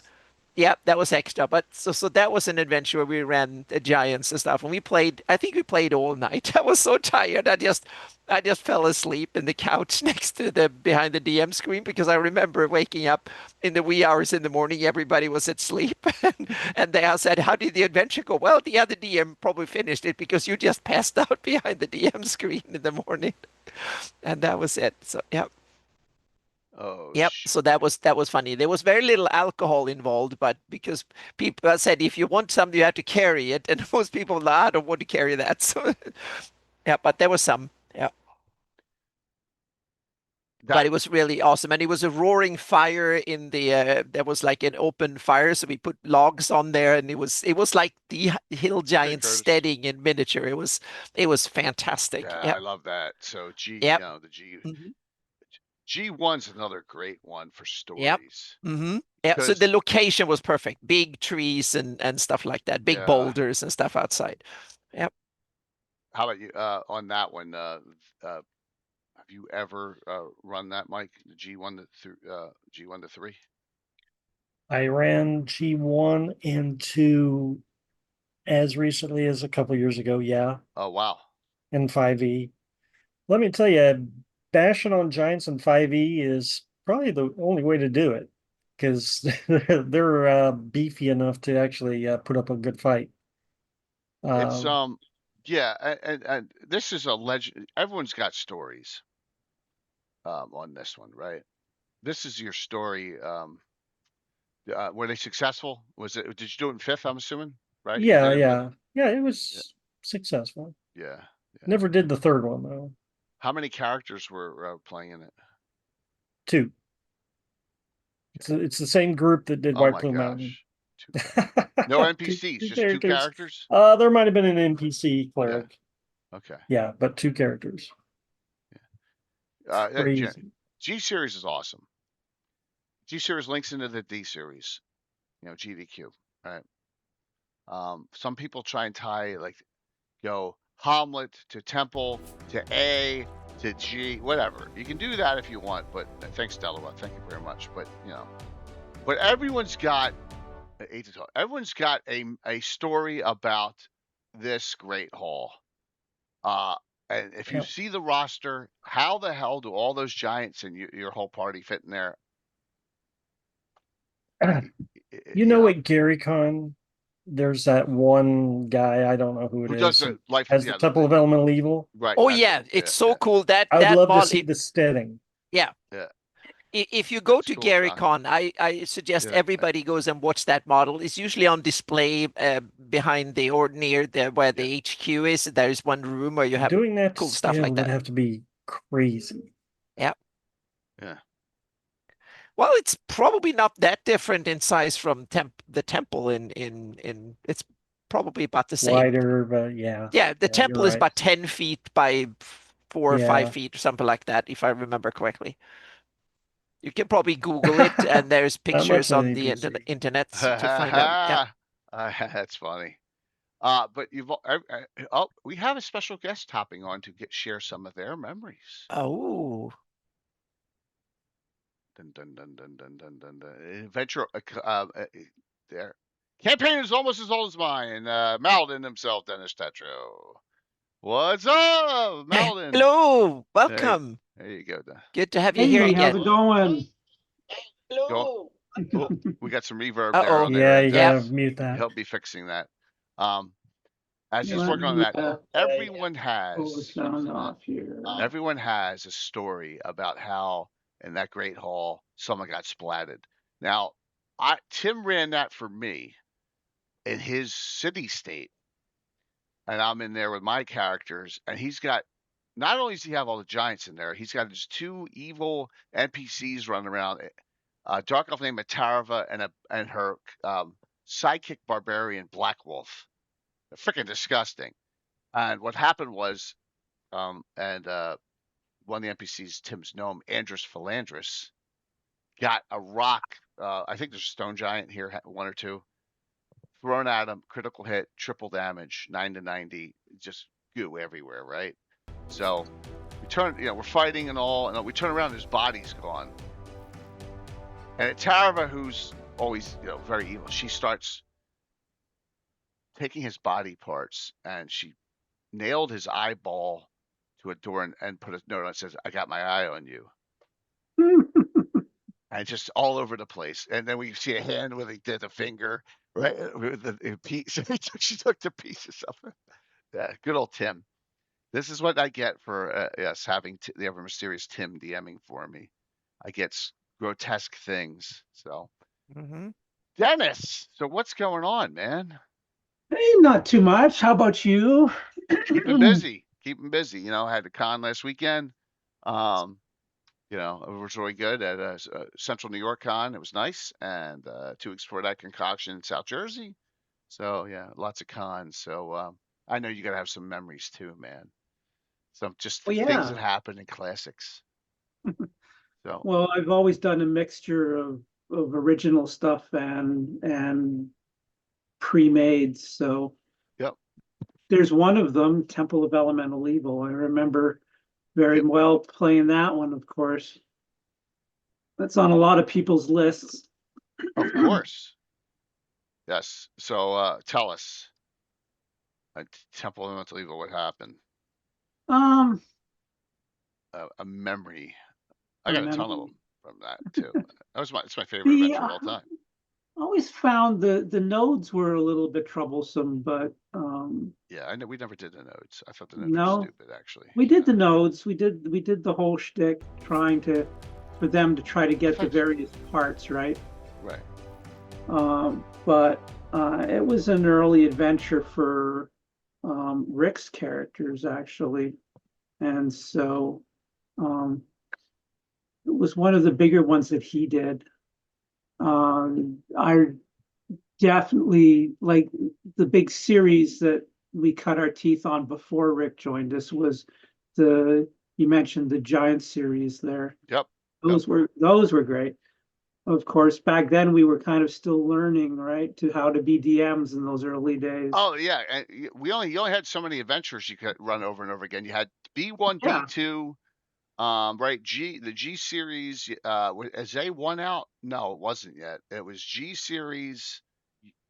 I think almost every party that we had did at least one visit to the caves of chaos. Right, absolutely. Keep on the Borderlands. That was kind of a regular starting place for a lot of L1, which well, I was going after Lundor Isle. I ran L1, but that's one that I don't really remember very well. Yeah. L1. I don't know why. You had C1, C2, S1. Yeah, the Slaver series we ran through. Yeah, A series. Yeah, but the A series came out like a little bit later, like 81, 82, 83, I think. Yeah, I think you're right. Yeah. But Temple didn't come out till 85, 86, right? We had to wait 7 years for this damn thing. Right. So, Well, yeah, and so everyone ran Hamlet and then waited and waited and waited and waited for the anticipated sequel, right? It never came. I thought it was never coming. Yeah, was it 7 years from when it was announced until it came out from, if I remember correctly? Yeah, waiting for that was almost as long as, well, no, actually not. We waited a lot longer for City of Greyhawk, right? Yeah. Oh, Oh yeah, absolutely. that was, but was that formally announced or was it just like I was. hinted at, Well, I think? he had mentioned it multiple Yeah. times in the Hmm. Dragon magazine Yeah. articles, right? Yeah. That So City it of was, Greyhawk was he was working on was going to yeah, come out. it was kind of an obvious product too, Yeah, because there was so much talk about the city. So I guess it yeah, was like, yeah. absolutely. Look, Yeah, there are flaws with this, and I do an entire show on a Gabbin on how to fix it. Right. You right. got fillers in from Hamlet to Nulb. All side quests. There's a ton of things you can do. There's enemies all over the place. They can lead you astray on some too. But the adventure itself is wonderful. And I get my stones busted so much about the number one thing that's in this adventure, right? And that is this is where Thrommel's being kept. Right. Mhm. And I ask everyone, if you've ran this, did your adventuring party rescue Thrommel? And it's like 75% say yes. You know, we didn't just stake him. No, it was too weird. Just a vampire being in a suspended animation. It was weird. So and this led to a lot of things in my game where they rescued him. Uh, Walt's character Devitt, who's a dark elf, who fled one of the first ones we ever had, who fled to the surface world, is a good line character. They became real good friends. And he actually asked her to come up and take the command of his light horse brigade, but mostly hobbler type characters. So she did that for a while in the game. It's just all that stuff, all those memories and all. I got to throw away because Monty Cook said he's wandering a halls as a vampire now. You know what I mean? No. So yeah, and then you get it. That's why it's frustrating, all that. So, but yeah, it's Yeah. a great one. Were they successful in recovering the orb? Yes, they did. Did they Uh, banish Zuktamoy? um, I don't remember A if they lot of were successful or not. a lot of groups break those seals, right? Ours didn't. They're like, Yeah, no, they yeah, they came in the back entrance. They didn't want to break the seals, right, so yeah, they came in the back entrance, which there is a way in, right? Um, yep, and so in the end, she was never released in my campaign. right. So you can go down there and fight her on third sub level or whatever it Yeah, is. If and that is a tough fight for characters of level 7. It says levels 1 to 8 all the way through about 7. yeah, yeah, Also, the yeah, fourth level fight is nasty with that wall. There's our tentacle wall, all that stuff down there too. yeah, yeah. There's all sorts of crazy things. But it is a classic of all time. It is. It is. I didn't like the nodes myself either. I thought they were filler. You're wandering about Yeah, on they there. didn't they they didn't feel very elemental to me. They were just caves with a theme, Yep, absolutely. I agree. I right? agree, Dennis. I mean, that was a I drawback and for. I wanted it to be more elemental planish, right? It, Um, so yeah, that was my disappointment with the nodes was it seemed like caves with a theme as opposed to truly elemental. yeah, I agree. Daniel Bogg says that the Temple of Elemental Evil book, not written by Gary, but written by how they had those third-party authors, Hmm, they rescued Thrommel too. yeah. I'm just I looking. played in a um, Gary Con Legends of Roleplay tournament adaptation of Temple of Elemental Evil, and let me tell you, it was BS. Oh, really? Because we didn't win, that's why it was BS. Oh, Oh, But yeah, as if you could distill the Temple of Elemental Evil into a 4 hours game slot. yeah. That's kind of not. Yeah, that's like one fight. Oh my gosh. Let's see. Oh, McLeod, they're doing it. They're not even to this point yet. I'm loving the journey to Hamlet. You guys recommended. We're on day 10. It's a slog toward Hamlet, but they're learning a lot of lore. I think we're part of enjoying it. That's the good. So that's cool that you're starting to learn some lore in the area, because that area has got is the most compacted with published source or slash living Greyhawk or stuff that people have done in all of the lands, and that's why there's so many locations noted on this map there. So yep. I will always have elemental evil come back. So like the elemental evil's never completely thwarted. Right. And It was one I think I only ran it once, but Temple of Theriston was an example. Yes. Like because my campaign is a continuous timeline, right? Yep. When an adventure is done, it's done. But Temple of Theriston, I had a second party visit it like 5 years later. And so I restocked it as if it had been abandoned for that long. Right. After the first group went through, right? Whatever their after effects were. And so it technically wasn't rerunning the same adventure, but it was the same adventure location, right?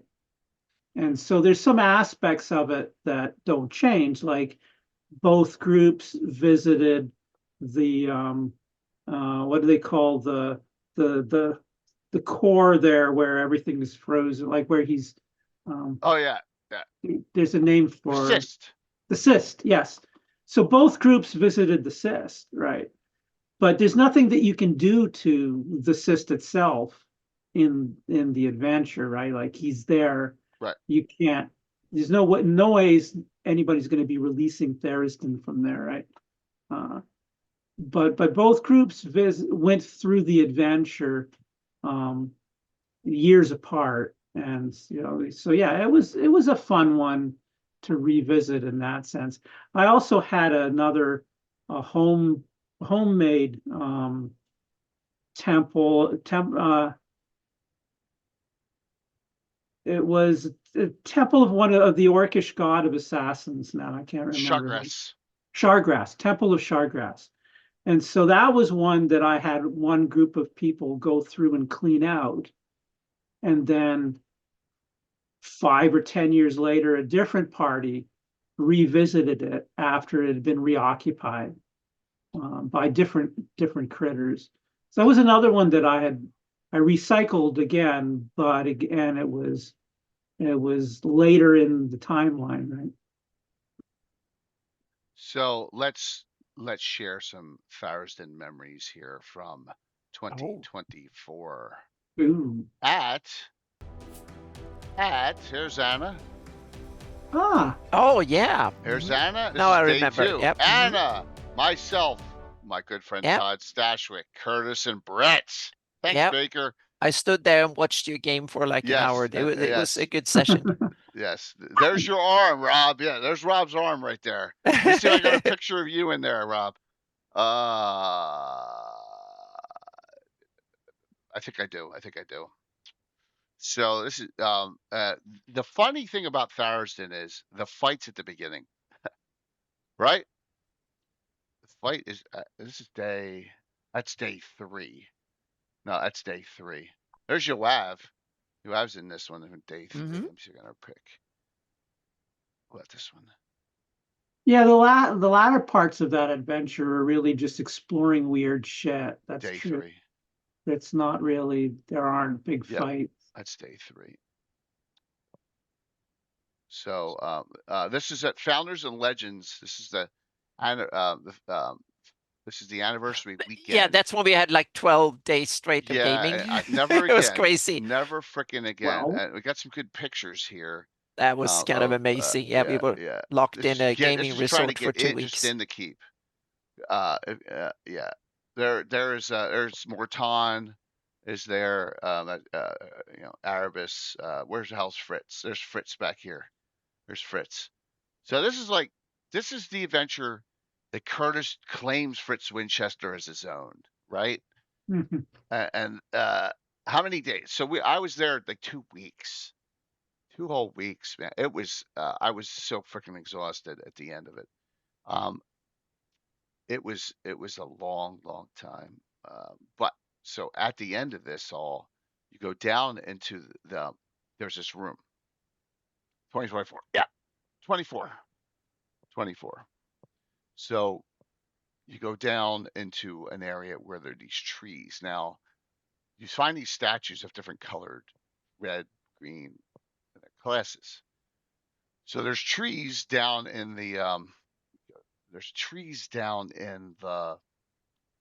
growing in this one room near Cyst. Oh, that's where the apples are. The apples, yes. Yes, yeah, I remember the apples. You need to, those of you who may cover your ears, you need to grab an apple. You need to grab an apple that pertains to your class. If you do, you pull it. Now there's large purple and small purple. Large purple's con, small purple is, so anyone could do that one. Charisma. You pull it. So if you're a fighter and you pull a red apple, which is Dex, that's bad. You pull that apple, you roll your system shock. If you make it, you go up a point in your main stat. If you fail it, you are poofed, disintegrated. Right? If you pull the wrong one, it's reverse. Say you have a 90% chance of system shock and you're a fighter and you pull the Dex. You have a 10% chance of surviving.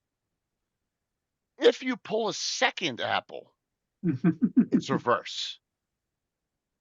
So what happened was Fritz was one of the first ones. He pulled a red one right away because he pulled that, boom, got in a point Dex. I said to him, with his 7 wisdom, Fritz, I don't think you're not wise enough not to go for it and pull another one. You need to make me a wisdom roll at -4 to not attempt to pull another one. This is where legends are made. Okay, absolute legends are made. Players always fall for that trick that is the pose afterwards from him. He rolled a 1. Yep. And you want to talk about dancing, right, Rob? Dancing around the room for 5 minutes? Motherfucker! Yeah, so he did roll 3, a 2, or a 1. We can hear Curtis. Oh my God! And he rolled a 1, and that's like, oh, that's yeah. So that is a memory for all time in running that adventure. I ran that adventure over 3 days with like multiple hour sessions. Like we go as long as we could. Yeah, exploding fruit in a twig. Yeah. But that was it. That was it. So that is my Tharistan memory of all time. We also had back in the day when Marco and all his friends played, we had a thief named Zeno. It was another Bill who doesn't play anymore. And he had like a 95% chance of system, something like that, and he rolled 99. Poof.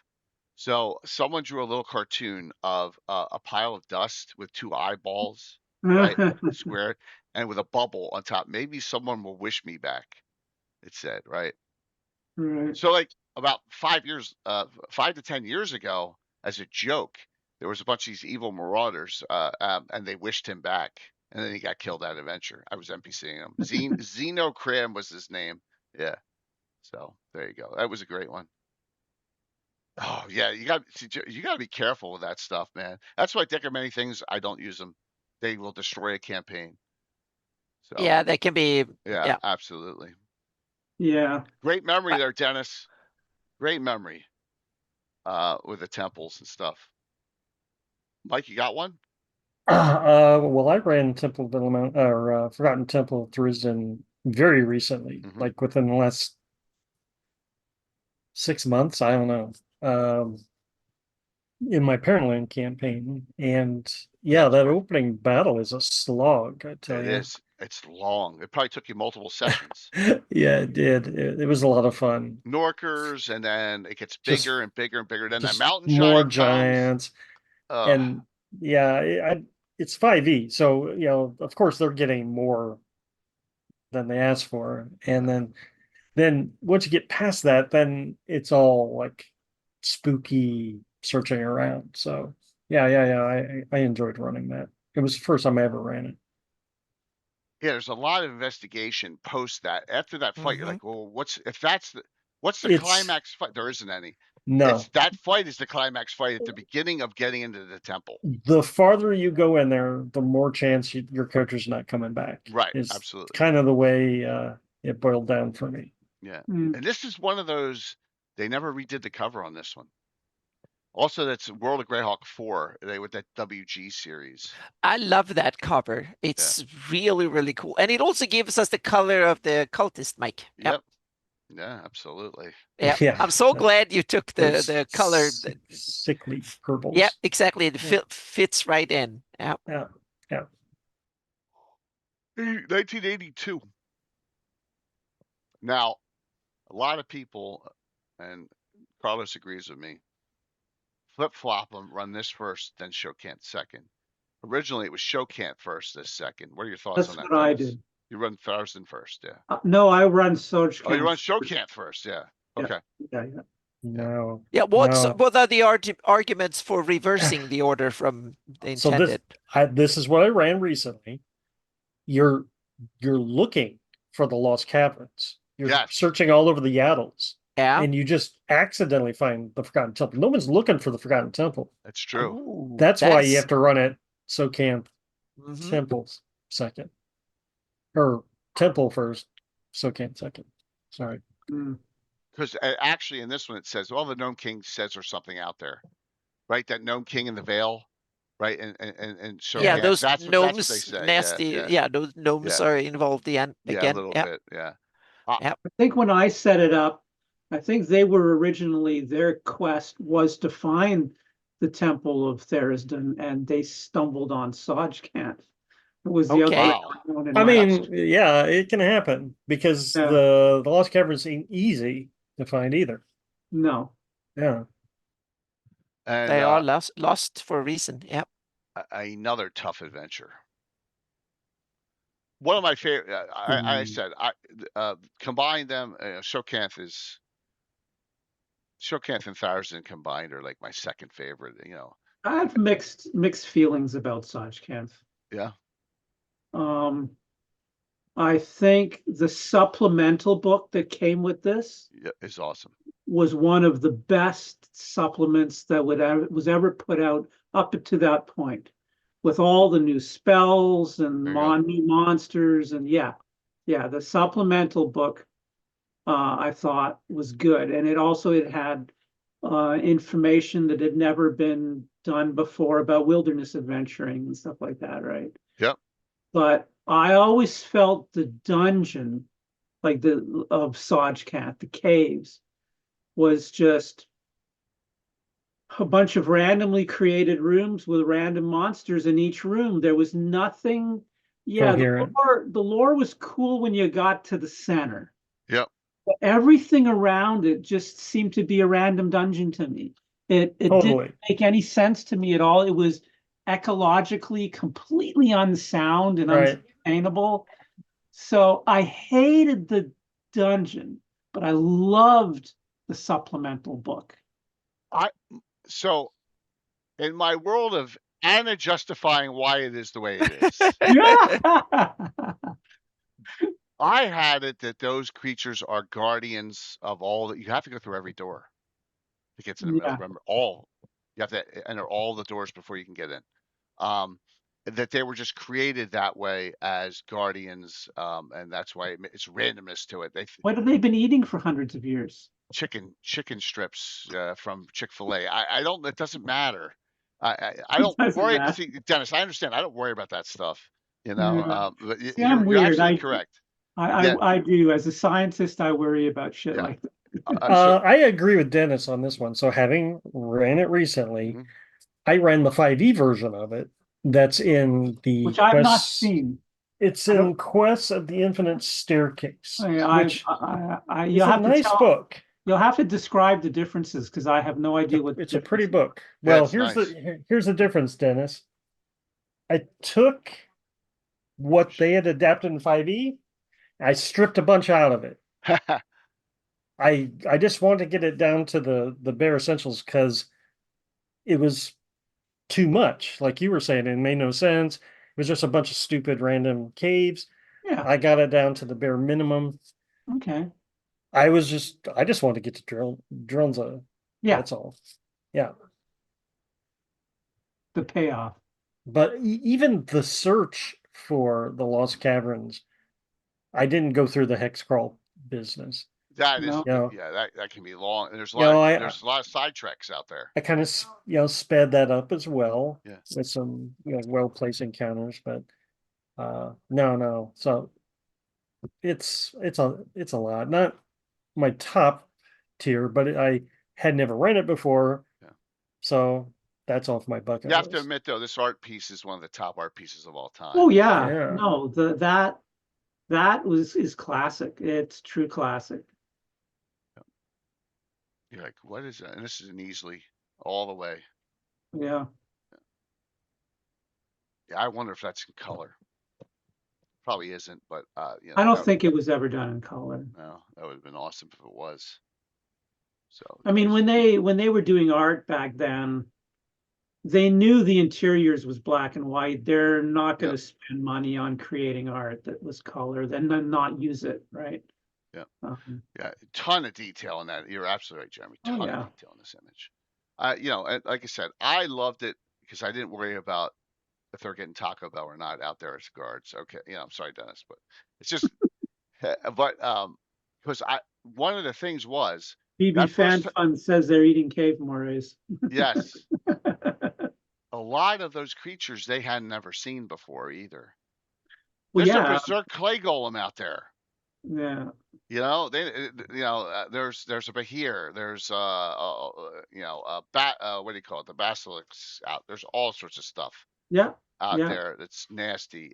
So it's not easy to get through it all. And you gotta go through every one of the doors. I think there's 7, isn't there? On the map, 7 doors? The doors. Yeah, I don't remember. And that's what the doors look like right there, right? Yeah. But you gotta go through that 7 stinking Well, I think times. that's the last door to Drelzna's room, wasn't it? I think. Well, no, they're all the same. Oh, are they? 6. Oh, yeah, yes. You're right. Yeah, they're all the same. They're all the same. Yeah.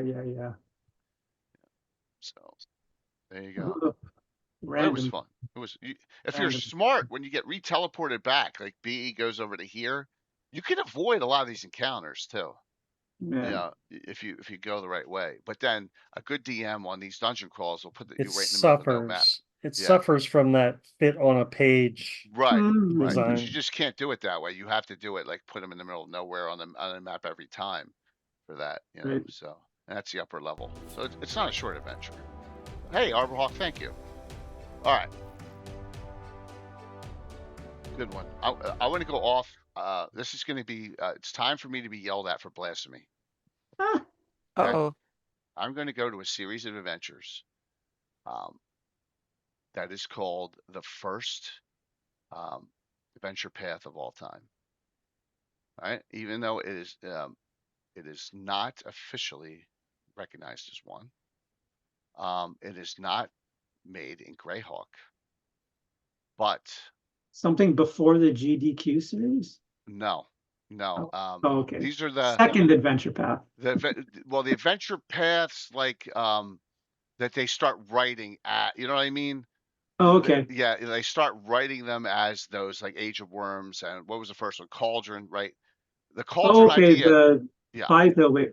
The adventure path. The Cauldron one comes from this. I'm just trying to bring up my Greyhawk map. My Order of Yellow Greyhawk map. 1 second. And go I've not run any of the ones from that. I've done bits and pieces of Age of Worms as individual adventures. The one near Greyhawk City that I think Sean Reynolds did is really good. You can put that in by itself. But we're going to come here. Right. I've always dreamed of running Age of Worms, but my campaign, we don't play enough to get through all that. No, yeah. Get there. I ran it. And that's a year of my life I can't get back. Yeah, that's it. It was all right. It's just 6 episodes too long. Really? You think? Yeah. This is the 5th of 5 adventures. The last one's in Dungeon 73. The last one is done by Eric Boyd. our friend. Here. And this is, I made it in a roll. It's the Eye of Merkel. This is the Mirror of Dead Men series. There's 5 of them in successive dragons, and this is the 5th and last one at level 6 to 8. We'll go to page 22. Now, see, blasphemy, you're using Forgotten Realms and Greyhawk, right? Well, it was easily adaptable, and I'm going to show you where I put it. And we go to page 22. Here it is. So I just also there's Cult of the Dragon people running around here.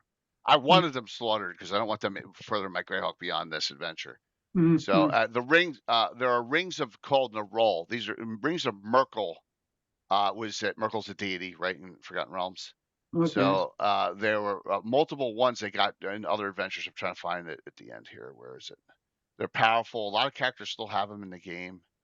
See, this is long. Very, very. It's a long. It's a long adventure. It's a long. The last one was a long adventure. I'm trying to find the. Here it is, the Ring of Merkel. It gives you abilities, a lot of necromancer powers. Chill touch, ghoul touch. I think vampiric touch. Finger. You can actually throw out a finger of death at a higher with a higher level when you're in the Mirror of Dead Men. So I love the series. And I'm like, there's not enough Greyhawk stuff. What can I do to? And there's a map here showing the area. Let me find it. What can I do? Everyone loved it. I don't know if Bill played it. Here it is. So I'm like, where can I? So basically, what's happening is the ocean is taking this over. It's kind of like North Carolina. All those buildings falling. It's getting the water is rising. Erodes, yeah. Every year it's rising up to this high road, and stuff sinking more and more, right? And soon, in so many years, it's going to be gone. So I'm like, where can I place this that is out of the way, that won't affect the campaign? So I went here, easily, right here. Okay. Done, right? So that's it. I mean, it's the same curve. There's nothing there on the map, right? It's out of the way. It's not far from Gradsel. It's not far from Dreadwood and Saltmarsh, so it'll fit if someone wants to run it there. But like, it works perfectly right there, and that's where we ran it. I'm glad I did. And I'm saying it's easily adaptable. Have fun with it. Jeremy starts Chicago City a few times, so there you go. It starts at, 68, 69, 70, 71, 72, 73. I think it starts at 69. Dragon 69, Dungeon 69 to Dungeon 63. They're all different authors on each, and Eric does the final one. Okay. And it ramps up. Eric Boyd. And Eric Boyd plays Ned's Graham. He's got Telegord in my campaign. He did all the specialty priests for 2nd edition. All the deities, all those books for Forgotten Realms and stuff. He does really good work. This is an awesome series. Take a look at it. Even you, Dennis, take a look at it. I'll take a look. I've not read through those. Yeah, read through them and take a look. Yeah. Something different. But it brought great memories back. Nerol. Yeah, so you use Nerol as the god instead. Yeah, use Nerol. Okay. Simple. It worked. You could probably do some other deities too. Earthnol, I don't think so. We could do Ouija, I think, maybe. The more evil aspect of it. I just did a real evil Ouija person just recently. In Utica at CMY. Yeah, so it's a good one. Just a recommendation to change things up a little bit, showing this is published source, but it's published source for something else that I moved and converted to Greyhawk. So any other memories for you? We did one of the big when we did the biggest battle we've had with miniatures, a lot of tokens and miniatures. So there were miniatures for major NPCs and for the characters, and then we had hundreds of tokens. We did a battle of Chendel when we played through the Greyhawk Wars. So it was north of Chendel between Redut and Chendel. So Redut was surrounded and sieged, and Ayus were coming for Chendel and then surrounded it. And the characters were supposed to break through the Ayusian lines and assist Redut, so to speak, Redut. Redoubt. Redoubt. Back in Thank 1 you. minute. Yeah. Yeah. And now I fall back to old memories because we had no idea how to pronounce that back in the Oh, 80s we or all. whatever. Yeah. Rarely am I getting corrected. I mean, Yeah. I'm always getting corrected. No, So it's there you go. good. So There yep, you go. yep. So Redoubt. So we played around that and Yeah. that was a lot of fun. We had a week when we played, or 4 or 5 days or something like that. It was 6 days. And we just played big battles and that was a lot of fun. So yeah. Cool. No, don't apologize for English. I'm trying to learn. This is good. We did right here as well during the From the Ashes. It says in there that Zenvaline, the one who's trying to get into the Greater Bernhardt, Anna, right? Yeah. That guy with the red hair is going to strike, because remember, you have the raising line here, right? Yep. And the road of skulls here, right? So he attacks Castle Elenestra. That's exactly where it says in the Eyes of Evil where it's going to come. And so we had a defense of Castle Elenestra and as an adventure. It was like, because that was that was where the breakthrough was going to occur, right? And they stopped them right there too. So yeah, that's cool. That's cool. That was the biggest battle we've ever had, so to speak. The most counters and tokens and whatever. Patrick. And yep. Patrick, and we had 2 DMs there too. Oh, sorry. That's okay. Patrick, here you're playing a week from Saturday in the ever mysterious Tim's game, which we'll talk about. Any war memories, Mike, for you from the Greyhawk Wars? You're muted. Sorry. War memories, really? Yeah. I know you did all the actual large scale. Yeah. No. It's kind of hard to pinpoint any specific memories, except maybe some of the ridiculous moments, like that's good. We'd like to hear that. My friend Jason putting fireball missile beads on the end of an arrow and like shooting them Dukes of Hazzard style. You mean from a necklace of necklace of missiles? Oh, that's awesome. Yeah. My friend Brian's archmage building a flying warship and carpet bombing the Great Kingdom. I love that. All kinds of money hall stuff like that. Anything to destroy the eastern side of the map is good for me. I know I mentioned this story recently.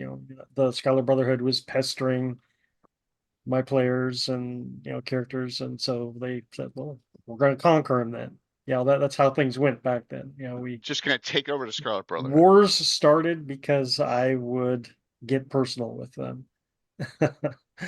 But no, some of the more coherent wars, we've actually done some recently. I did in my Pearland campaign. We had some couple small scale war machine battles, which have been fun. On this side of the map up here?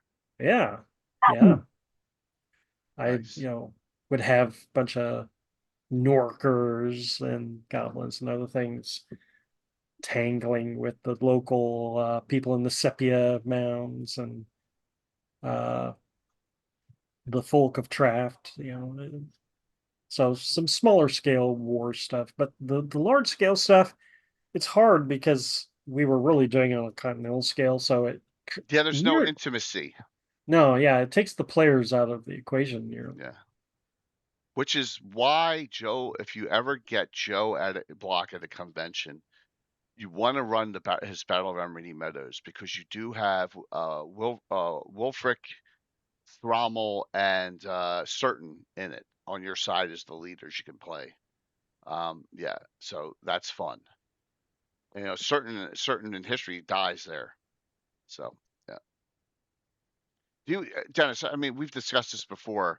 Certain, he's a cleric, but he has mage certain spell immunity. Where did someone just name it after him, you think?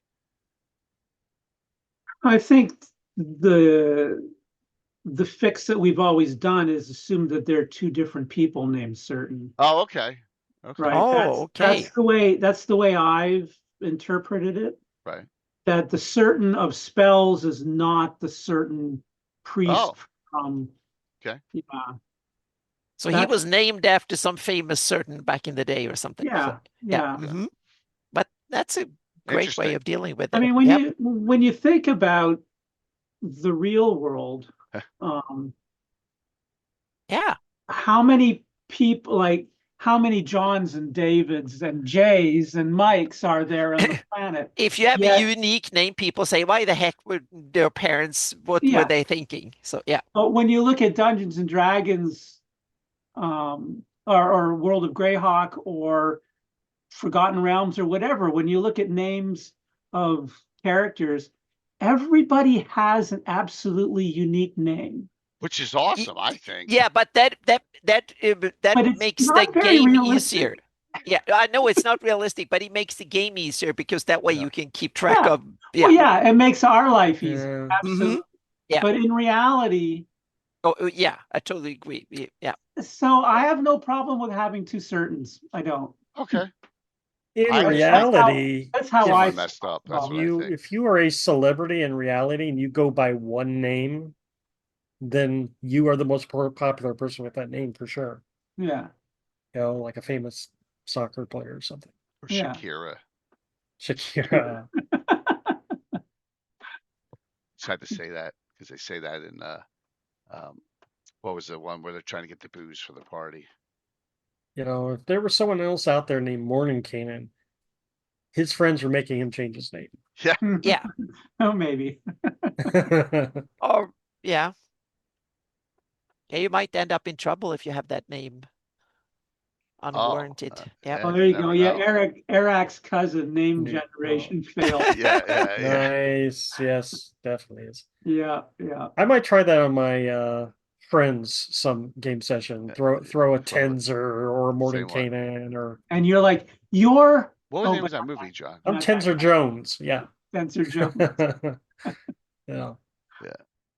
Yeah. Talking about McLovin. Yeah, I only have one name, the fake ID, and that's when he goes, "Oh yeah, like Shakira," but I can't remember the name of that. Where it's got all those guys in it. All right, Dennis. Super bad. Mordenkainen Smith. What's that?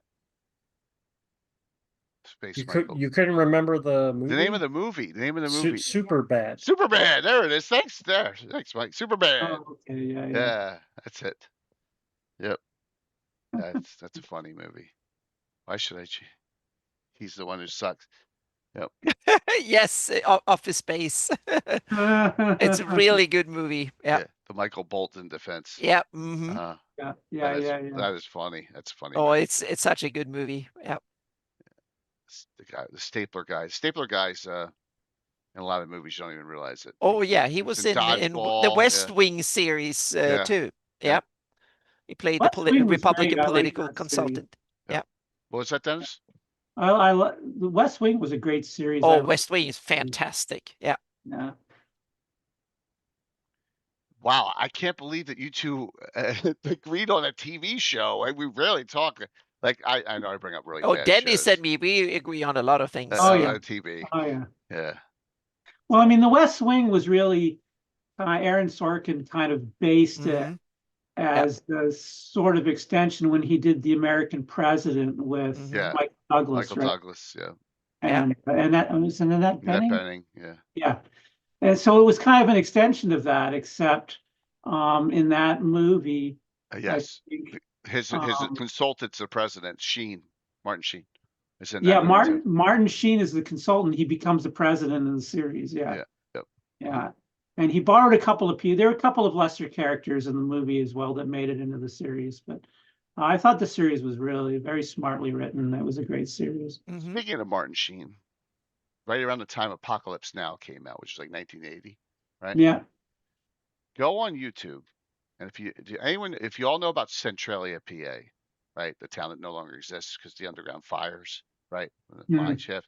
There's a PBS documentary about it when they're all deciding, and the hazardous smoke's coming up and all, and narrated by Martin Sheen, 1980. Oh wow! Yeah. Oh, I was like, okay. Absolutely. So look it up. It's all right on YouTube. It's you gotta look. Centralia, PA, PBS. Yeah, Moose. Yeah, it's pretty cool. So, like, man, a lot of these people don't have a lot of teeth. Yeah, but that's like only 60 miles west of Philly. It's not far from where I live. But I've driven through it a couple times, but now there's nothing there anymore. So, a couple houses. That's it. Yep. Yeah, it's pretty neat. Interesting U.S. history. So, Yeah. all right. Dennis, you what do you got? Something? An adventure series that is often poo-pooed was the Falcon series. Yeah. Yes. And not Yeah. everybody likes it. I liked it, and when I ran it, we had a blast. But quite often, like Temple of Elemental Evil for me, as a running it as a whole adventure, that's a good memory for me, except for the nodes part, right? But that's kind of a big picture good memory. With the Falcon series, and sometimes memories are made by single events, right? Right. The Yeah. Falcon series, there was a single event that made it memorable for all of us for years, decades to come after that. Because in before you go into, do the final attack on the main. There's 3 whole adventures, everyone. This is just the first one. There's 3. Yeah, there are 3 adventures. In one of the adventures towards the end, the cult is realizing that people are getting close, and so they're about to stage an attack on the Temple of St. Cuthbert. And so the PCs get at least this is what happened in my campaign. Oh, but that temple's up in the area that gets washed out all the time, right? It's not in the city. It's actually north of what the hell's that location called in Greyhawk?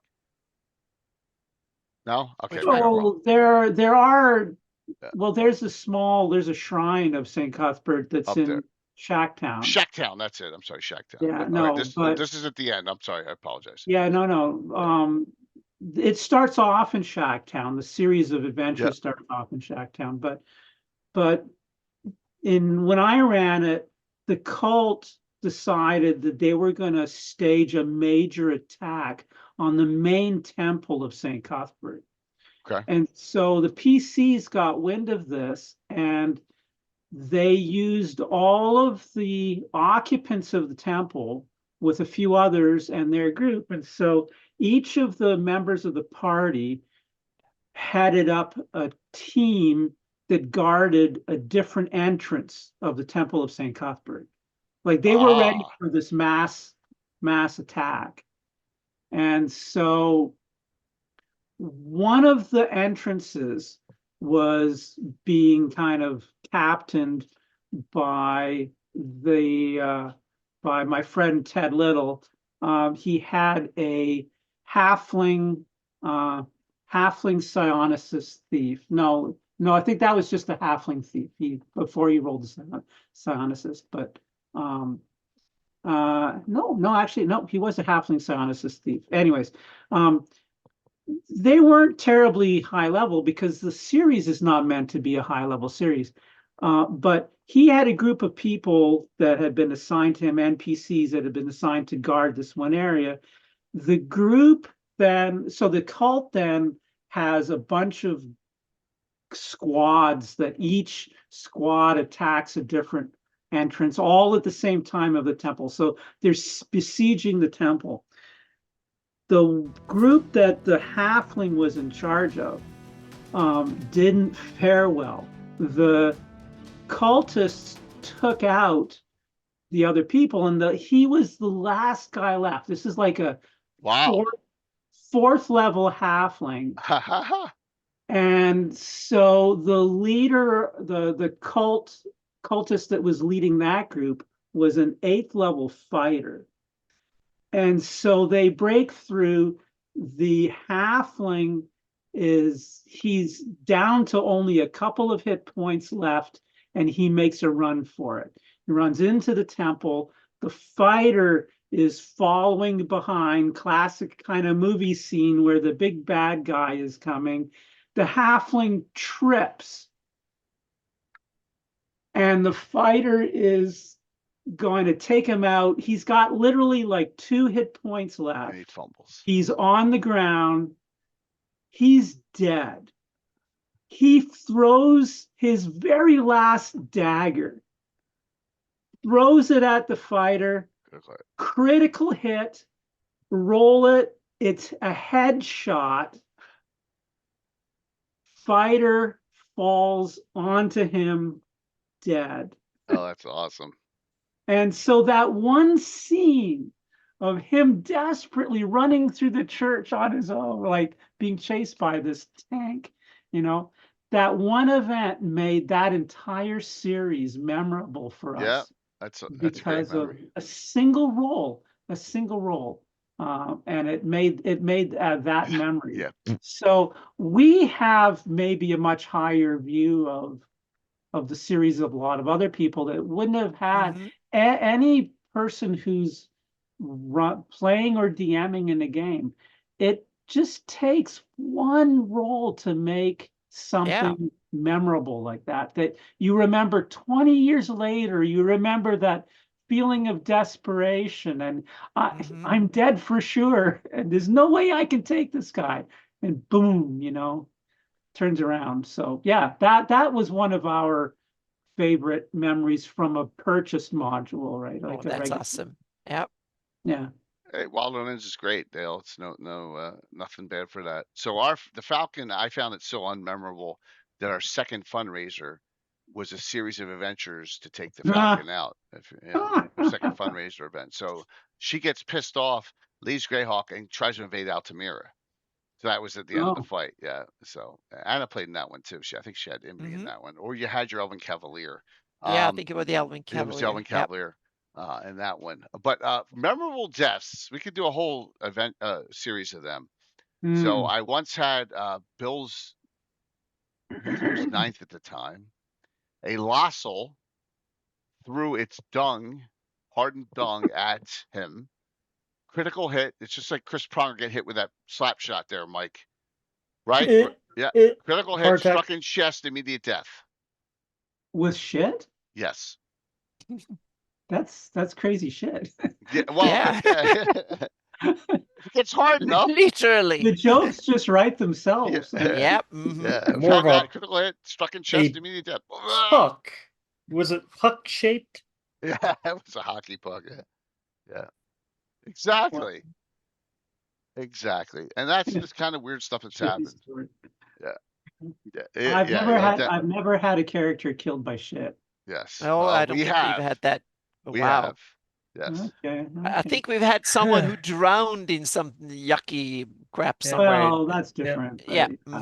That's especially about if it. you do a lot of sewering. Exactly. I think that was what we did. Yep. I'm going back to the 70s. Oh, if you get this right, you can apply a special hero point to someone tomorrow night. Okay? I'm going to say one line. You need to tell me the show. He drowned in my chicken soup.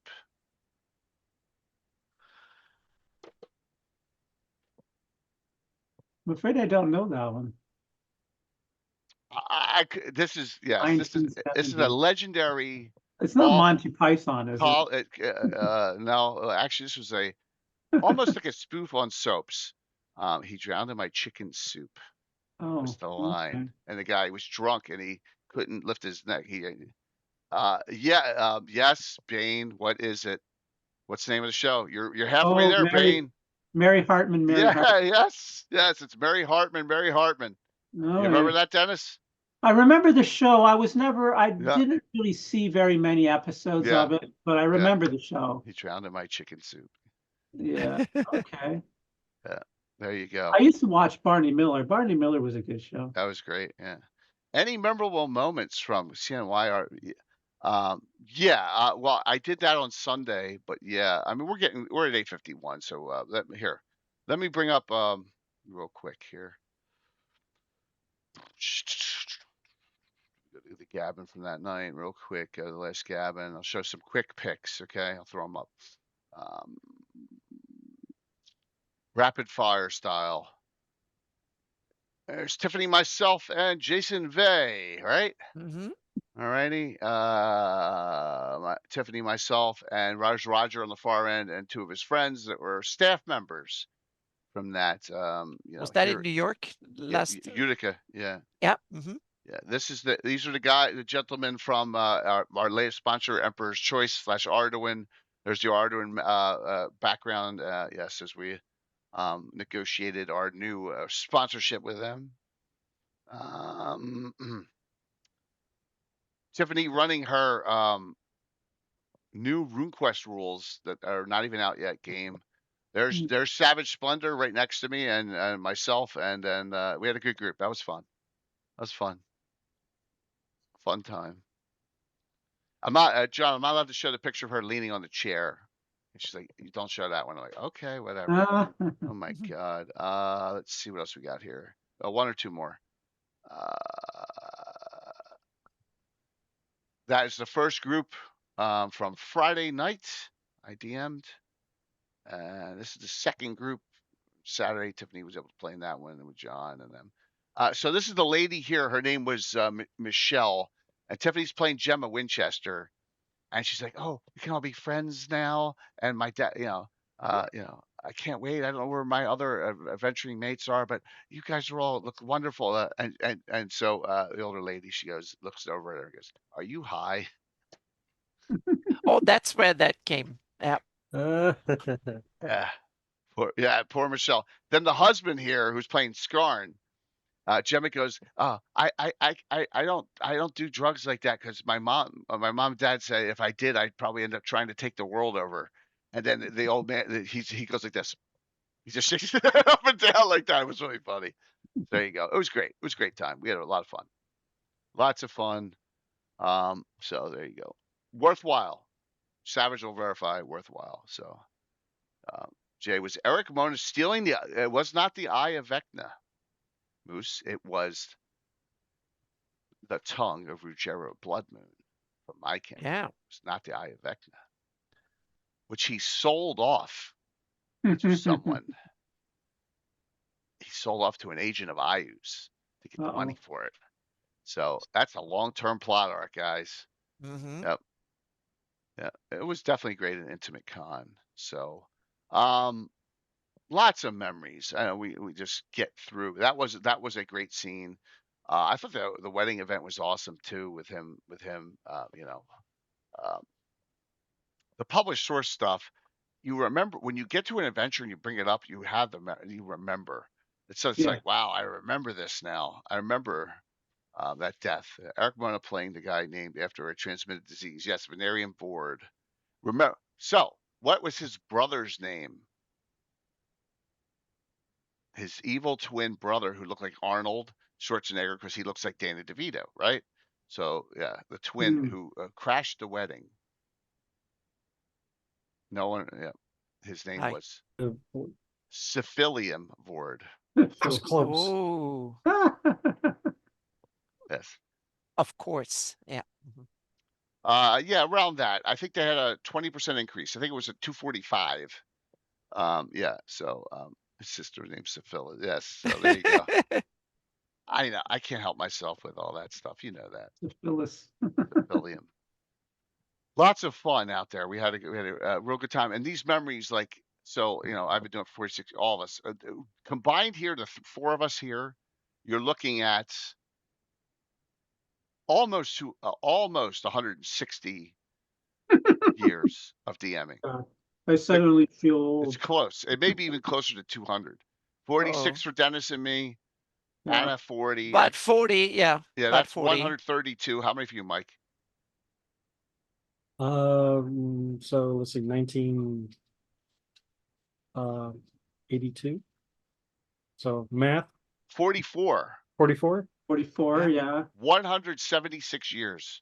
Wow. Of DMing. Wow. Memories here. That's a lot. Actually, add 2 more because I started in 78. A lot of the memories of homemade adventures. There's kind of no way to make that connection to other people. It's possible with pre-made adventures though. Yeah, that's it. Because then they go, oh yeah, I remember that. I mean, the Fritz thing is going to live on forever from Farriston, right? Yeah. So there's a lot of those, and I guarantee there's ones I forgotten about. And they may come back to me at one point. Oh, here's another one. N1 Tim. his barbarian cleric just leveled up to 2 and goes out to a cultist's house trying to buy a pig so he can roast the pig by himself, right? What do you think was going to happen? He got taken, waylaid, and he disappeared. One of his 2 characters. So he got taken, and at the end they found him all mesmerized by by Explicus Dephilus, right, or whatever her name is. Explicus Dephilus. Yeah. So that was another one recent. Yeah.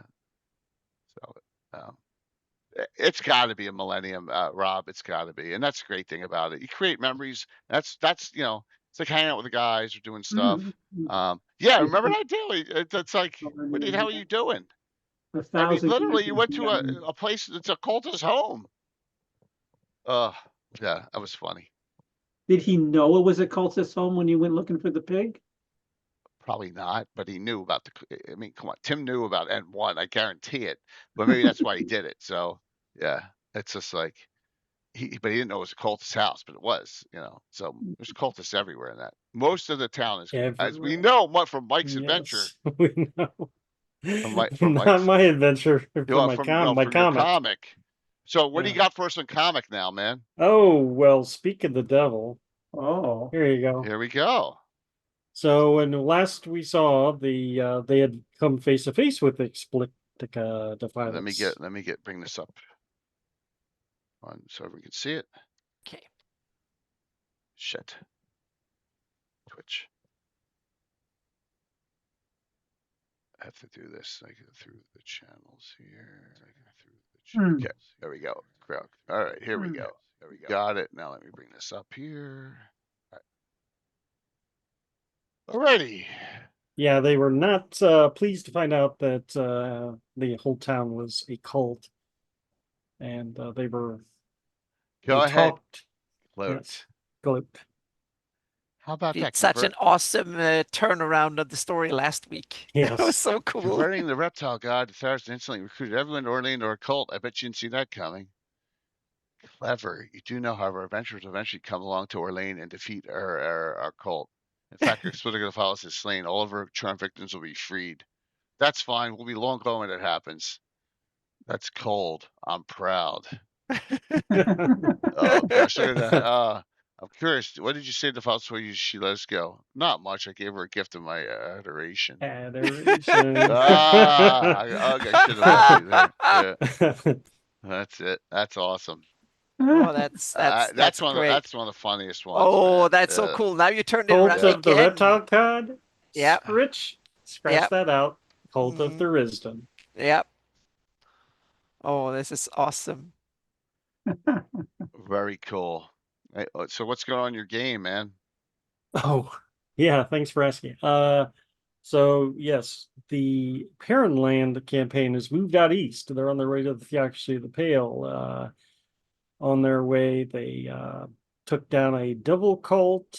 They kindly let some ferry crossing bandits off the hook because they were good performers. And now they're trying to build up a castle to defend from a army of trolls that is supposedly coming from the troll pits. Yeah. That's so funny. So yeah, it's they've been busy.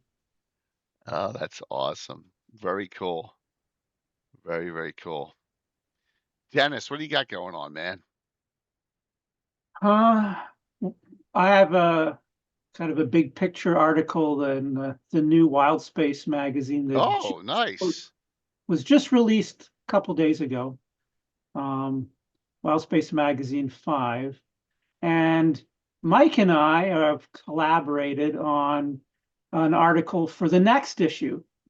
Oh yeah. It'll be a short article. It's a creature description. Oh, and cool. Mike did a freaking awesome illustration in my own special art style, of course. Yes, of course, which is why I asked him. We love it. Yeah. So that's unfortunately going to be a couple of months before that issue comes out. But Mike, I need from you a quick blur artist about the author blurb, about the artist blurb for really? Yeah. I'll send you a snippet of what I have, and Okay. then you can I don't kind know if I could fit all my Greyhawk credentials into one blurb. well, no, but we can Kind of a big deal. we can put a link to your blog in it That'll work. yeah, right. Okay. So, just like a 2 sentencer kind of thing, and Right. we'll put a blog link in. So I'll contact you about that. But yeah, so we have a collaboration that's in the works here, in progress. It's a really good drawing. It is. He outdid himself, I think. Awesome. That sounds cool. Yeah. So, Anna, what's up with you? Now I have something to talk about a little bit, a teaser at least. So I Okay. posted, it's time to launch the next generation Greyhawk maps. And after, it's about 10 years since Oh, wow. a little bit over 10 years since it's been 10 years in the making. Now I'm Oh, wow. officially launching making the new generation of Greyhawk maps. So there's a little bit of a teaser. There will be more coming soon. Tons more. Yeah. And that I've been wanting to, I didn't want to talk about it for a long time because I wanted to do something, and then I got hooked up with various stuff for yeah, with Melf and Gamehole and a whole bunch of other stuff. Now I'm back on actually doing tons of stuff for this. So it's coming, and I have about there will be the first samples will be a couple 2,000 pixels, and right now I'm working on about 80,000. That's the first batch that will come, 80,000 pixels across, and that's roughly half of Shieldlands. And then I have probably about 1 million others coming. I have about 1 million square miles underway, so to speak. So it's getting there. So now it's coming. The whole of it. This is a 10-year project at least. Wow. So it's like the other one, the old one, so to speak. But it's now I'm back to square one again. I can do it bit by bit, and I can keep working on it because now I have the template set up. I know how to do it. So now I don't have to sit and invent the wheel. I can just keep on doing it. And the results, they even got me stunned when I did the first renders and put it together. And it looks way better than I thought it would. And in some kind of cool ways look better because it looks a little bit less like a photograph, and a little bit there's some stylish stuff into it. And one of the good things with this is that it's data driven. So that means that I can make stylized maps, we can alter things and stuff like that. That was one of the criterias for this. So it's not pretty painted pictures, it's data that can be made to look to in lots of different ways. Yeah, and they can be used. You can extract whatever data you want for use for other stuff, so to speak. So that Let was me one know of when the you get to the Iron Gate and Meltot regions. Yep. So And it will be. I we'll will bounce back and forth, so to we'll speak. I merge our want to. maps together. Yeah, I might now. We'll I take want some to do a large part of Shieldlands and surroundings, both for my own campaign, but also for the Melf book and other projects, so to speak, because it's related. But then after that, might jump and do iconic places and areas instead of doing whole countries. We can do 50 by 50 miles or something like that. Yeah, so there is a lot of cool places that I want to do. So including the city of Greyhawk. So yeah, because I was like, Greyhawk, of course. yeah, before I was like, nah, I don't want to tackle it. Now I know I can, because now I've done an area that is bigger than the city of Greyhawk, and I can have millions and millions of trees and houses and stuff like that. And it looks, landscape photography in Greyhawk looks stunning. Yeah, so it's cool. And I haven't even put it in Blender yet. I've just done it in World Machine. Wait until I take the data into Blender. We can do things that looks really, really, really cool. So yeah, so it's coming. So there will be a couple of Patreon posts coming with more teasers and a walkthrough of how the maps actually function and style samples and stuff like that. So keep a lookout for that. Yep, and then there will be more coming. So I hope to present the first, at least the southern part of Shieldlands later this fall, or maybe by Christmas or something like that. That's the goal, to have a substantial part to show. So yeah. Fantastic. Yep. And it's been 10 years in the making that I've tried to really figure out how to do it. And it's taken a couple of computer upgrades, better software, and me understanding what the heck I'm doing and how I'm supposed to do this. So, but now it's time to start producing. So yeah. Well, that's fantastic. Here, can't wait to see it. Yep. Oh, you actually, Jay, you can go in the Melf's guide. I put a big screenshot in there that no one else have seen. So go in there in the Anna's map. I will. Yep. Absolutely take a You look. can open it and show it here just a little bit so people can get a teaser in there. Yeah. I put it there just so yeah. It's in the Melf's guide in the Anna folder. There is a. See if you. Where am I going? I took a. Google Map. Yeah, it's a Google Drive. Yeah. Don't show the URL on stream. No, that's that the problem. Might not be... I'm not gonna be able not to. Oh, okay. Yeah. Wait a minute, hold on. Yep. No, is it still gonna show it? No, it's not. Okay, good. Yep. And also, you need to make sure that there might be stuff in there you should not show on the stream, but that one you can show because it's not official part of the project art yet. maps. So. Yeah, Anna. There's an Anna folder, I think. Okay, yeah. Yeah. Which one? Critwall 2.0, I think it's called. Yeah. And zoom in. Oh yeah, look at that update. Wow. Nice. It does look like. Yeah. It looks real. Yeah. And that I just took my smartphone and it's a screenshot from you can zoom in way more than that. Yeah. It's 5 feet per pixel. It's not letting me zoom in anymore. No. It's just a screenshot of that. Oh yeah. Okay. Oh yeah. Oh yeah. Okay. Yeah. Yeah. And you can scroll around a bit more. You just see one little bit. There's way more on the sides there and stuff. So yeah. Yeah. And that is probably about 1/10 of what I'm having in the workings. So yeah. That's about 10 miles one end to the other there. Wow. Yep. And it's funny, that is like less than 1/4 of a Darlene hex. Huh. Just for reference, so you understand how much they can actually be in a Darlene hex. Jeez. Yep. That is insane. Yep. So awesome. It's it looks really really cool. Don't scroll too close to the tickle and feather. You may get a picture, a shot of Fritz and Radlanter coming out. All right, tomorrow night. Armed and Dangerous has a week or two off because cons and stuff. Dark and Deadly Myriad, Show Me the Dice, Bella and Cherry Blossom there. Yes, I'm going very brain dead on this one. Here's some terrain set up.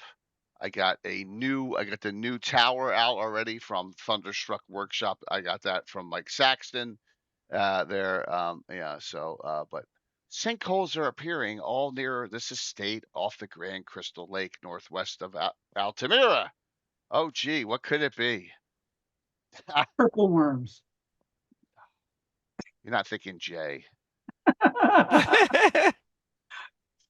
Not thinking Jay. A lot of people be thinking Jay. Yeah, so that is it. Oh, and just a couple weeks ago, Mike, you said you were going to the so that is the teleporter that the theocracy of the pale dude in my game, Judge Schmales, he was taking and he was porting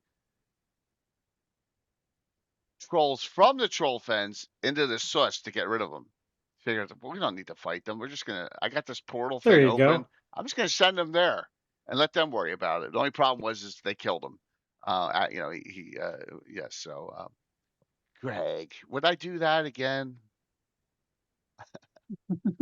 Yeah. So that was a fun one. Let me close that. We go back to that. So Ed's on Sunday night. All right, and then Saturday morning, Nature's Wonders. I got Myriad. I got Lexi Draws. She was on a little earlier. First time ever playing old school with her. Korg and Josh. It's all druids and like the outdoor types. So yeah, the whole party. You got a witch thief, a druid thief, a ranger druid, and a swashbuckler thief. Right now, without the NPC. Yep. I bet the Schmelz kid picks his nose. $50 as he eats it. See, those quotes are all over. Oh, look at that! I just moved that by accident. You moved your frame. I moved my frame. It should be locked down, but I'm not that smart. Lastly, Sunday night, and I picked the topic, and I can't yell. I can't. Climate and its effects on Greyhawk and the realms of Ed. Something we've never discussed with him. No, it's awesome. I love it. Yep. Yeah. Is there any cataclysmic driven climate change? Well, that's what we're gonna. I don't know anything about Forgotten Realms as far as that. I mean, why is Icewind Dale so cold? You know, I want to find that out. So, see what he says. See what he talks about. I think it'll be cool. Maybe. Oh, Jesus. My button's locking. Oh, you're all over the place. I know my button's locking as I go all over. But that's Sunday. So 4 streams this week. I'm gonna have 5 next week. So I'm gonna have a doubleheader on Saturday. We'll talk about that on Sunday night. Yeah. So there's just gonna be a lot of stuff going on. I know we ran a little late. Sorry. Let's do the giveaways. For choose if you want the 2 event. Remember, please be continental US. If not, I'll give you a troll gift certificates. So I'm gonna Dark Clouds Gather into a Lizard King unless you have them. And then another winner will win the Ardoing card deck, character card deck with the sword from our newest sponsor. Right? Yeah, well, and 24-hour streams coming up, Michael. We're gonna do a ton of, lots of big giveaways for that. Yeah, and that is July 11th. Yep. All right, here we go. Let's see who wins. Let's call exclamation point drawing. Get in. Oh, lots of signups today. Cool. Closing it out. Boom. First winner gets your choice. Grayskin 1. That's a new one. As long as they are on, it's good to see someone new win. But they're not in chat. I don't see them in the chat log. Wah, wah, wah. Let's just see if they're on. And we'll, but let me pick the other winner. I do not see them. All right. Next winner. Razkul. They're Canada. Oh. That's why I never put my name in there. Razkul. No, I don't do because I don't feel like I deserve to win. Good. Yeah. Let's do the second winner. I can't complain. Razkul gives me enough special hero points. Oh, Canada. It's Justinius, Greg. All right.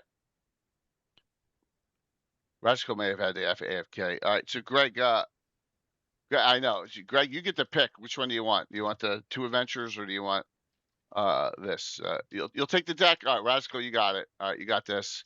Greg, give me 2 adventures. Do you have Lizard King? I think you do. Do you have Dark Clouds Gather? I like this adventure. Do you have that? Let me know. You need the Lizard King? Okay, out of the 2. All right. Let me see. What else? Oh, you got that now. How about Sentinel, Shattered Circle, Temple, Tower, and Tomb? It's a kind of obscure one. I bet you don't have that. See if he does. Yep. Oh, you need Sentinel? I don't have the Gauntlet. I'll give you the Sentinel. There you go. All right. Good. See how easy that was? Thank you. I'll get them out probably tomorrow. See you tomorrow night. We'll do a Black Oak giveaway, and then we'll do some other stuff. Saturday will be Frog God with our favorite Michael Z. All right, giveaways, and then we'll see about Sunday night. All right, thanks everyone. That was fun. Yeah, ran a little late. Later, but everybody. Okay. Yes, enjoy. Always fun to reminisce. Yeah, reminiscing. This is an easy one. Reminisce and bring back some memories and stories. Yeah. Always good. So I will see you all tomorrow night, 7 o'clock, for a fun one shot. Hitting the wrong button, maybe. No, we're gonna read the marquee, and then we'll let Rachel read into. Of course.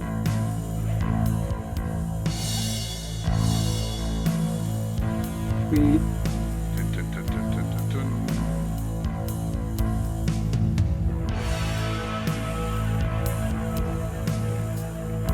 Yeah, Rachel's doing some artwork, so say hi to her.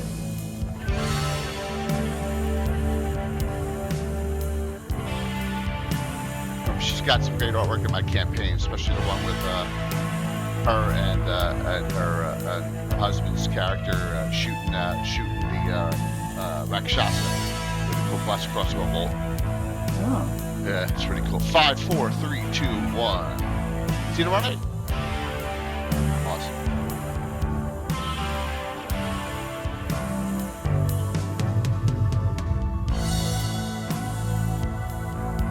Hey.